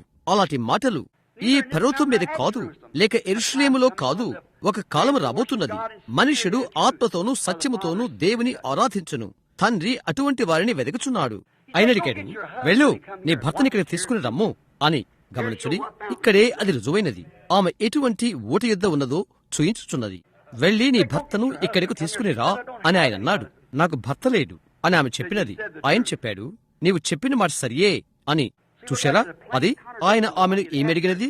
వెళ్లి నీ భర్తను తీసుకురా అన్నది ఒక విరుద్ధమైనదిగా కనిపిస్తుంది. నాకు భర్త లేడు అని ఆమె చెప్పినది. నీవు చెప్పిన మాట సరియే, అయితే నీకు 5 పెనిమిట్లున్నారు. ఇప్పుడున్నవాడు నీ పెనిమిటి కాదు. ఆమెను గమనించు. ఆ దినాన ఉన్నటువంటి యాజకులకు ఆమె ఎంతటి వ్యత్యాసమో. ఆ దినాన ఉన్నటువంటి యాజకులు అదే విషయాన్ని జరుగుట చూశారు. అయితే అన్నారు, అది దయ్యం, భావజనకమైనది, లేక బయల్జెబూబు. గమనించారా? ఆ దినాన వాగ్దానము చేయబడిన వాక్యమును నమ్ముటకు విఫలైపోయారు. ఏ ఒక్క యాజకుడు కంటే ఆ చిన్న స్త్రీ లేఖనములో, వచనాలలో ఉన్నత శ్రేణిలో ఉంటుంది. ఆమె అన్నది, అయ్యా, నీవు ప్రవక్తవని అనుకుంటున్నాను. మలాకిలో 400 సంవత్సరం నుండి ఒక్కరు కూడా మాకు లేరు అన్నదామే. మేము ఒకరికొరక ఎదురు చూస్తున్నాము. ఒకరు వచ్చునని మేము ఎరుగుదాము. మెస్సయ్య ఆయన వచ్చినప్పుడు ఆయన ఏమి చేయను అది ఇదే అవుతుంది. నేను ఆయన్నే అని యేసు చెప్పాడు. ఆమేన్. మీరు గమనించారా? యాకోబు చెరువు యొద్ద ఆమె తన కడవను వదిలిపెట్టి పట్నంలోనికి పరిగెత్తినది. నిండైన ఊరితో ఉన్న బుగ్గబావి పరిపూర్ణంగా రుజువు చేయబడిగా ఆమె దాన్ని చూచినది. ఆయనే నిత్య జీవపు ఊట. ఆమెను మీకు పరిచయం చేస్తాను. ఆయన జీవపు వాక్యమని రుజువు చేయబడిన తర్వాత ఆమె దాన్ని వదిలిపెట్టినది. ఆమె దానిని వదిలిపెట్టినది. అరణ్యములో కొట్టబడిన అదే బండ అని ఆమె కనుగొన్నది. అప్పుడు ఉన్నది ఇదే అని రుజువు కాబడినది. నేనేం చెప్తాను? గతించిన దినములలో ఉన్న ఆ దేవుడు మనమెవరిని గూర్చి ఎంతో మాట్లాడిన ఆయనే ఇక్కడ ఇప్పుడు ఉన్నాడు. ఒక వేదాంత జ్ఞానము ద్వారా కాదు, ఆయన సంఘం పైన పరిశుద్ధాత్మగా ఈ కడవరి దినాలలో కురుమరించబడతాడని ఆయన రుజువు యొక్క వ్యక్తిగత జ్ఞానము ద్వారా. నేను ఉంటిని అని ఆయన కాదు, నేను ఉన్నాను అని ఆయన ఇంకా ఉన్నాడు. ప్రస్తుత కాలం ఎల్లవేళల్లో. ఆ తర్వాత ఆ చెరువు దాని రుచిని పోగొట్టుకుంటుంది. ఆ విధముగానే ప్రతి ఒక్కరూ పరిశుద్ధాత్మక బాప్తిస్ము ద్వారా దేవుని యొక్క బలమును పొంది సంఘశాఖ పద్ధతులవుతారో వారి రుచిని వారు పోగొట్టుకుంటారు. నిల్వయున్న కప్పలు, బల్లులు, పురుగులు మొదలగునవి నీక అవసరం లేదు. నిర్మలమైనది, పరిశుభ్రమైనది అగు దేవుని వాక్యమగు ఊటలో ఉండి నీవు త్రాగుచున్నావు. నీ ఆత్మకు అన్ని వేళల్లో స్వచ్ఛమైనది. ఇప్పుడు అంతే. వాక్యం నిజమని రుజువు చేయబడినప్పుడు రుచి చూడు, అది నిజమో కాదో చూడు. చెరువు అదంత బాగా పనిచేసినప్పటికీ, దాని కాలాన్ని పనిచేసినప్పటికీ, అయితే గమనించుము, జీవజలముల ఊట అక్కడే ఉన్నది. ఇక యాకోబు బావి లేదు ఆత్మ సంబంధంగా త్రాగుటకు. ఆ బావిలోనిది వారు త్రాగునప్పుడు వారు ఏమని తలంచిందురు? అది పర్వాలేదులే. అయితే జీవ జలముల ఊట అక్కడే ఉన్నది. మనకున్న పద్ధతులు, సంస్థాపకులు మనకు అవసరం లేదు. మనం అంత్యకాలంలో ఉన్నాము. ఈ అంత్యకాలంలో ఆయన చేయునని కార్యములు దేవుడు వాగ్దానం చేశాడు. వాక్యముగానే అది నెరవేరుట మనము చూచాము. సైనిక బలంతో ఉండి వణుకుతూ ఒకటి జరుగుటకు సంసిద్ధంగా ఉన్నది అని చెప్పుట మనము చూచిన్నాము. ఒకటి జరగబోతుందని పరిశుద్ధాత్మ మనకు హెచ్చరిక చేయటం మనము భావిస్తున్నాము. ప్రతిదీ క్రమములో పెట్టుబడి ఉండుట మనం చూస్తున్నాము. కనుక వ్యవస్థ పద్ధతి విడిచి ఊటి యొద్దకు రా. అవునండి, దాని ఉద్దేశ్యం నెరవేర్చబడును. అయితే ఆమె ఇప్పుడు ఊటతో ముఖాముఖిగా కలుసుకుంటుంది. యోహాను 7:37-8 పర్ణశాల పండుగలో అంత్యదినమని యేసు చెప్పాడు. ఆయన ఏమి చెప్పాడు? ఎవడైనను దప్పికునేలా నా యుద్ధకు వచ్చి దప్పి తెచ్చుకొనవలెను. నేరుగా వేదాంతుల గుంపు మధ్యనే ఆయన చెప్పాడు. ఎవడైనను దప్పికునేలా నా యుద్ధకు వచ్చి దప్పిక తీర్చుకునవలెను. లేఖనము చెప్పినట్టు వాని కడుపులో నుండి జీవ జల నదులు పారును. జీవపు ఊట ఒకటి ఉన్నది. నేటి దినమున ఆ ఊటనే ప్రజలు మర్చిపోయారు. మత బోధ కోసము జీవజల ఊటను మర్చిపోయారు. నేను ఆయన మీకు పరిచయం చేయనివ్వండి, నేను ముగిస్తున్నాను. ఆయన వారు అరణ్యములో చనిపోతున్నప్పుడు హాగరు యొక్క ప్రాణమును, బిడ్డ ప్రాణమును రక్షించిన ఊట ఆయన. యెషయా 32లోని ఆ బండ ఆయనేనని నమ్ముతున్నాను. అలసట పుట్టించు దేశమున బండ ఆయనే, గాలి వనలో ఆశ్రయము ఆయనే. జకరియా 13 దావీదు సంతతి కొరకు, పాపము కొరకు తెరవబడిన ఊట ఆయనే అది అని నేను నమ్ముతున్నాను. మీరు కీర్తనలు 36:9 ఆయన దావీదు యొక్క జీవపు ఊట ఏయున్నాడు. ఆయన ఇంకా దావీదు యొక్క శాంతికరమైన జలమయుండి పచ్చిక భూమి అయ్యుండెను. ఆయనకై సెలయేరు నీరయ్యుండెను. ఆదికాండం 17లో ఆయన అబ్రహాముకు త్రాగుచున్న రొమ్ము అయ్యుండెను, ఎల్ షడాయ్. అయితే అతని ప్రాణం అతనిలో ఉండి పోయినప్పుడు 100 సంవత్సరాల మనుష్యుడు, ఇది ఎలాగూ జరుగును? నేను వృద్ధుడను, నా భార్య వృద్ధురాలు, ఇది ఎలాగూ జరుగును? ఆయన చెప్పాడు, నేను ఎల్ షడాయ్. ఎల్ అది షదాయ్ అనగా రొమ్ము, షదాయ్ బహువచనము. దాని అర్థం నేను రొమ్ములు గల దేవుణ్ణై ఉన్నాను, పాల రొమ్ములు గల దేవుణ్ణై ఉన్నాను. ఒక చిన్న బిడ్డ విచారంతో చిరాకు పడుతూ వ్యాధితో ఉండి బలమంతా పోయి తల్లి రొమ్ముపై పట్టుకుని తిరిగి దాని బలమును పొందుకుంటూ పాలు త్రాగుతున్నట్లుగా. అవును, అది పాలు త్రాగుతున్నప్పుడు ఇక విచారపడదు. తల్లి రొమ్ముల నుండి తిరిగి బలం పొందుకుంటున్నప్పుడు అది సంతృప్తి చెందును. ఏ మనుషులైనా దేవుని యొక్క వాగ్దానమును తన హృదయంలో తీసుకున్నట్లయితే, అనగా ఈ వాగ్దానం మీకు, మీ పిల్లలకును, దురస్తులందరికీ, అనగా ప్రభు అయిన మన దేవుడు తన యొద్దకు పిలిచిన వారికి చెందును అను వాగ్దానం స్వీకరిస్తే, దానికి అడ్డంగా పండుకుని తిరిగి నీ బలము నీవు త్రాగుతావు. విచారపడుచున్న బిడ్డ, దానిని నమ్ము. అది విశ్వాసుల కొరకు. విశ్వాసేగు పద్యకారులు రాసిన అనేకమైన పాటలు నేను ఆలోచిస్తాను. అందులో ఒకటి ఇలా చెప్పబడినది, ఇమ్మానుయేలు రక్తము ఇంపైన ఊటగు, ఓ పాపి అందు మునుగుము, పాపంబు పోవును. ఆ ఊట ఎందు ముంగి దొంగ హా శుద్ధుడాయను. నేనట్టి పాపినిప్పుడు నేనందు మునుగుదును. గాయింపు రక్తమును నేను విశ్వసించి చూచి, విమోచన ప్రేమ నా కావ్యమై నేను చచ్చు వరకు నాదై ఉంటుంది. నాకైతే ఆయన వేరు చేయు వాక్యం యొక్క ఉదకము, ఆయన వాక్యానికి వ్యతిరేకమైన ప్రతిదానిని అది వేరు చేయను. అటువంటి ఊట ఆయనే అని నేను ఆయన నమ్ముతున్నాను. అవునండి, అది మనుషులు తయారు చేసిన చెరువులకు, అది జీవం గల నీటి బుగ్గ యొద్దకు నన్ను వేరుపరచు జలము. ఓ స్నేహితుడా, కార్యాలతో నీవు వెళ్ళుచు ఉండగలవు. ఆయన మనకై ఉన్నాడు. ఆయన అల్ఫా ఒమేగా, ఆయన ఆరంభము, ఆయనే అంతము. ఆయన ఉండెను, అనువాడు, ఉన్నాడు, ఉండబోతున్నాడు. ఆయన దావీదు యొక్క వేరు చిగురైనాడు. ఆయన తెల్లవారి వేకువ చుక్క. ఆయన నాకు అన్నిట్లో అన్ని. సహోదరి సహోదరుడా, నీ జీవితకాలమంతా ఈ మనుష్య నిర్మితమైన ఈ చిన్న చెరువులోనిది త్రాగుతున్నట్లయితే, ఈ ఉదయం ఎందుకు నీవు ఆ చెరువులోనిది మర్చిపోయి ఈ ఓటు ఎందుకు రాకూడదు? ఒక క్షణం మనం తల్ల వంచుకుందాము.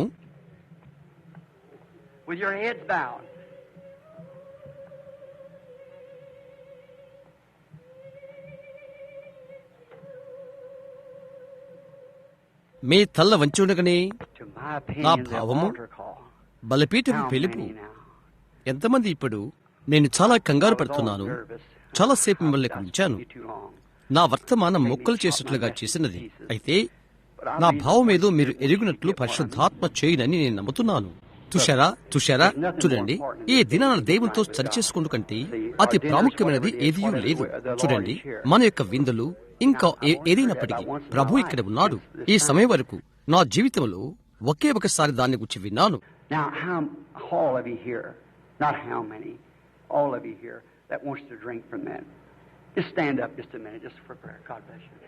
ఇక్కడున్న వారందరూ ఎంతమంది అని కాదు, దానిలోనిది త్రాగవలని ఆశించువారు అందరూ ప్రార్థన కొరకై ఒక్క నిమిషం నిలబడండి. దేవుడు మిమ్మల్ని దీవించును, ప్రభు మిమ్మల్ని దీవించు. ఇక్కడే ఉండి ప్రస్తుతం ఇప్పుడు నిలబడి ఉన్నవారు ఈ విధంగా చేయి ఎత్తి, దేవా నా మీదికి రండి, నన్ను నింపండి, ఈ ఊట్లోనిది నన్ను త్రాగనివ్వండి అని ఎంతమంది చెప్తారు? మంచిదేది నేను చేయలేదు, అయితే అందుకొరకు నన్ను నీవు క్షమించాలని కోరుకుంటున్నాను. నీవు పాపములు కడగాలని కోరుతున్నాను. ఈ దినము నుండి నన్ను చూడు.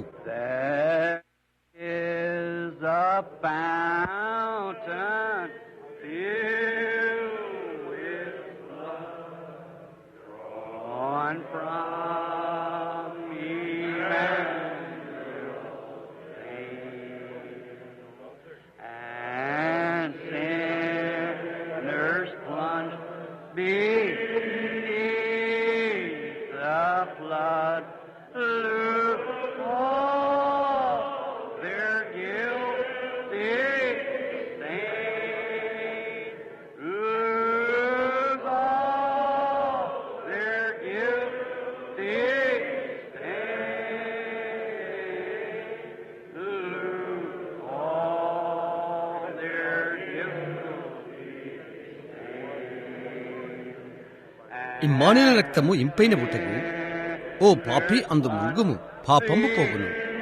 పాపులు ఆ ప్రవాహములో మునుగగా వారి పాపంబు పోవును, పాపంబు పోవును. పాపము పాపము పాపము పోవును. పాపుల ఆ ప్రవాహములో మునుగగా పాపం పోవును. అది క్రైస్తవ విశ్వాసి. క్రీస్తును నీ సొంత రక్షణగా నీవు అంగీకరించుతివి. అయితే నీవు అలాగే కాకపోతే అక్కడ ఊట ఉన్నది.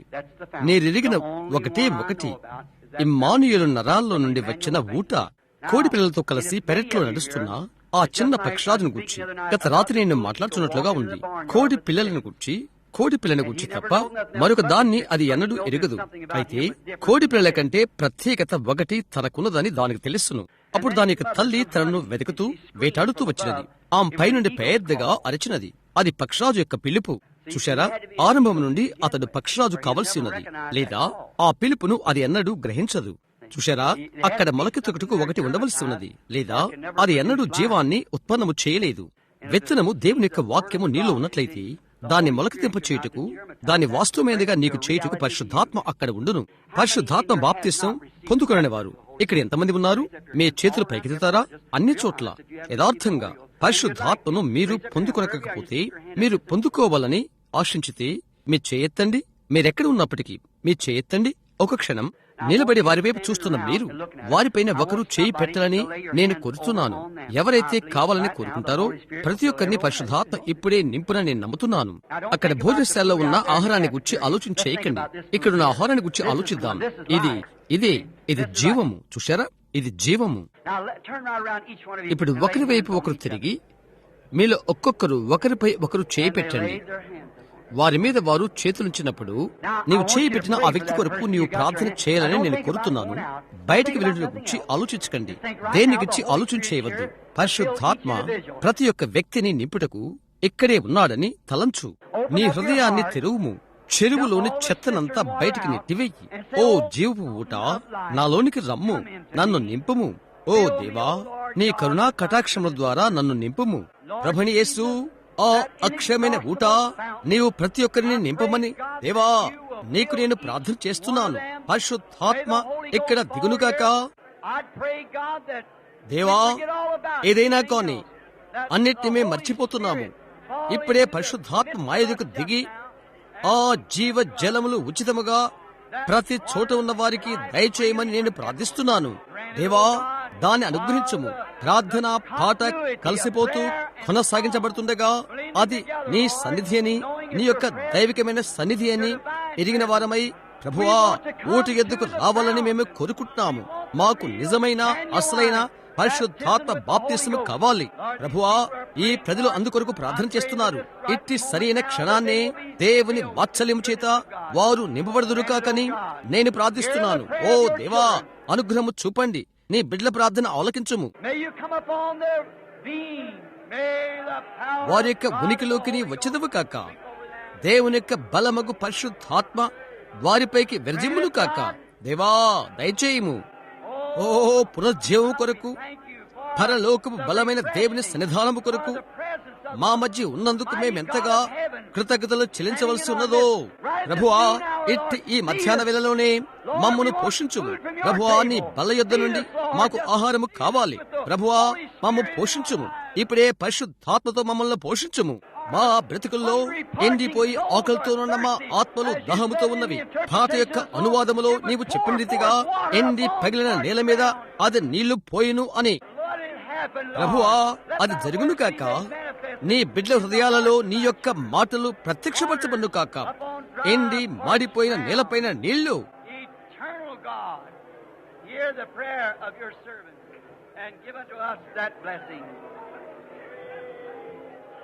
నిత్యుడగు దేవా, నీ దాసుల ప్రార్థన ఆలకించి మాకు ఆ ఆశీర్వాదం అనుగ్రహించుము. ఆమేన్. ఓ, ఆయన్ని ప్రేమిస్తున్నాను. ఆయన అలాగనే స్తుతిస్తూ ఉండండి. పరిశుద్ధాత్మ ఇక్కడ ఉన్నాడని కనుగొనుడి. మీరు పొందుకోలేకపోతే అది మీ తప్పు. యేసు నేను ఎంతగా ప్రేమించను. వీరికంటే నన్ను ఎక్కువగా ప్రేమించుచున్నావా?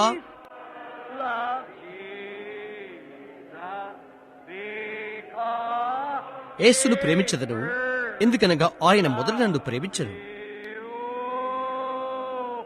ఓహో, యేసును నేనెంతగా ప్రేమించను. దేవునికి స్తుతి కలుగును కాక. ఓ యేసును నేనెంతగా ప్రేమించను. ఆయన ఈ క్షణంలో ఇప్పుడే వచ్చినట్లయితే ఏమోను.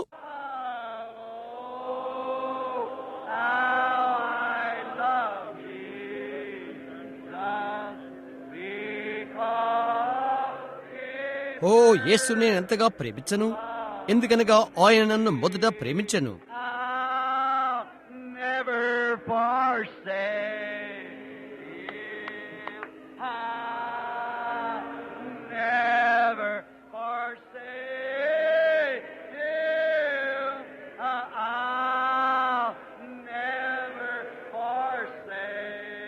నేను ఆయన ఎన్నడూ మరవలేను. నేను ఆయన ఎన్నడూ మర్చిపోలేను. నేను ఆయన ఎన్నడూ మరవలేను, ఎందుకనగా ఆయన నన్ను మొదట ప్రేమించను.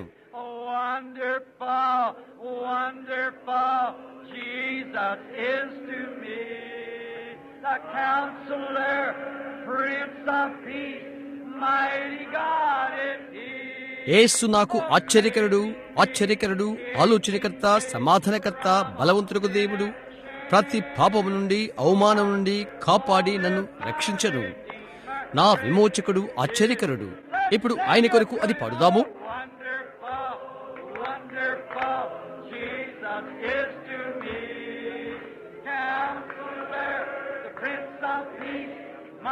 యేసు నాకు ఆశ్చర్యకరుడు, ఆశ్చర్యకరుడు, ఆలోచనకర్త, సమాధానకర్త, బలవంతుడు దేవుడు, ప్రతి పాపము నుండి, అవమానం నుండి కాపాడి నన్ను రక్షించను.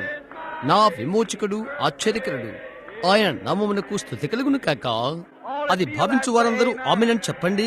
ఓ హల్లెలూయా. పరిశుద్ధాత్మతో కొందరు వచ్చుచునుట ఇప్పుడు నేను చూస్తున్నాను.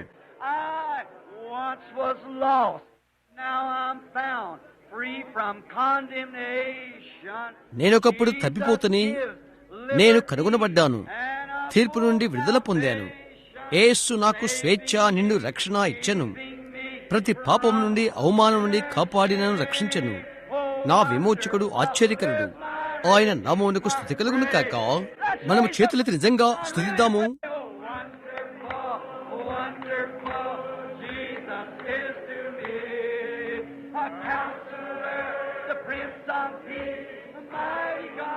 యేసు నాకు ఆశ్చర్యకరుడు, ఆశ్చర్యకరుడు, ఆలోచనకర్త, సమాధానకర్త, బలవంతుడు దేవుడు, ప్రతి పాపము నుండి, అవమానం నుండి కాపాడి నన్ను రక్షించను. నా విమోచకుడు, ఆశ్చర్యకరుడు. ఆయన నామమునకు స్తుతి కలుగును కాక. love him. Oh, wonderful. Praise. మీరు ఆయన ప్రేమిస్తున్నారా? ఓహో, ఎంత అద్భుతం!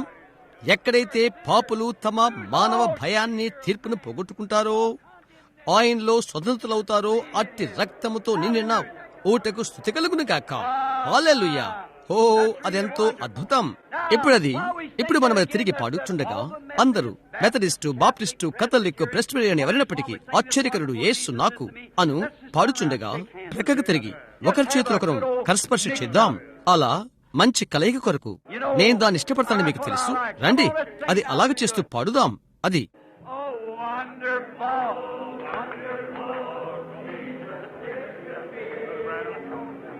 I just got word. Joseph was rushed to the hospital. And maybe we ought to pray for him. And then,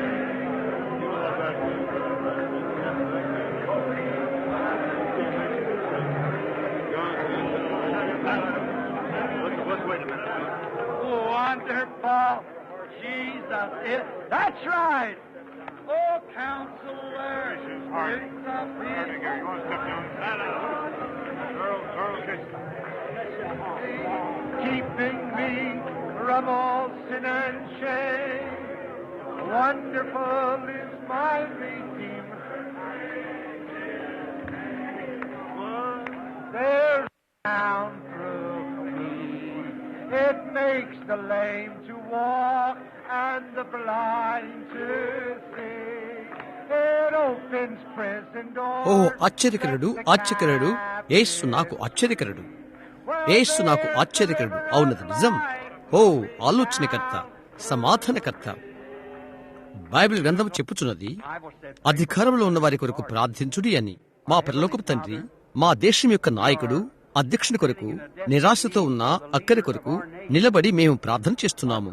ప్రభువా, ఇది బహుశా అతడు ఎరిగిండకపోవచ్చును, నీకు అది తెలుసును.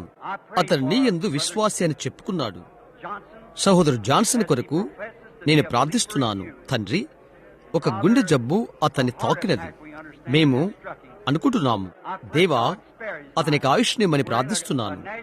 దేశంలో ఇబ్బందులు మాకున్నవి. ప్రభువా, నీ యొక్క ఆత్మ అతనిపై ఉంచుము.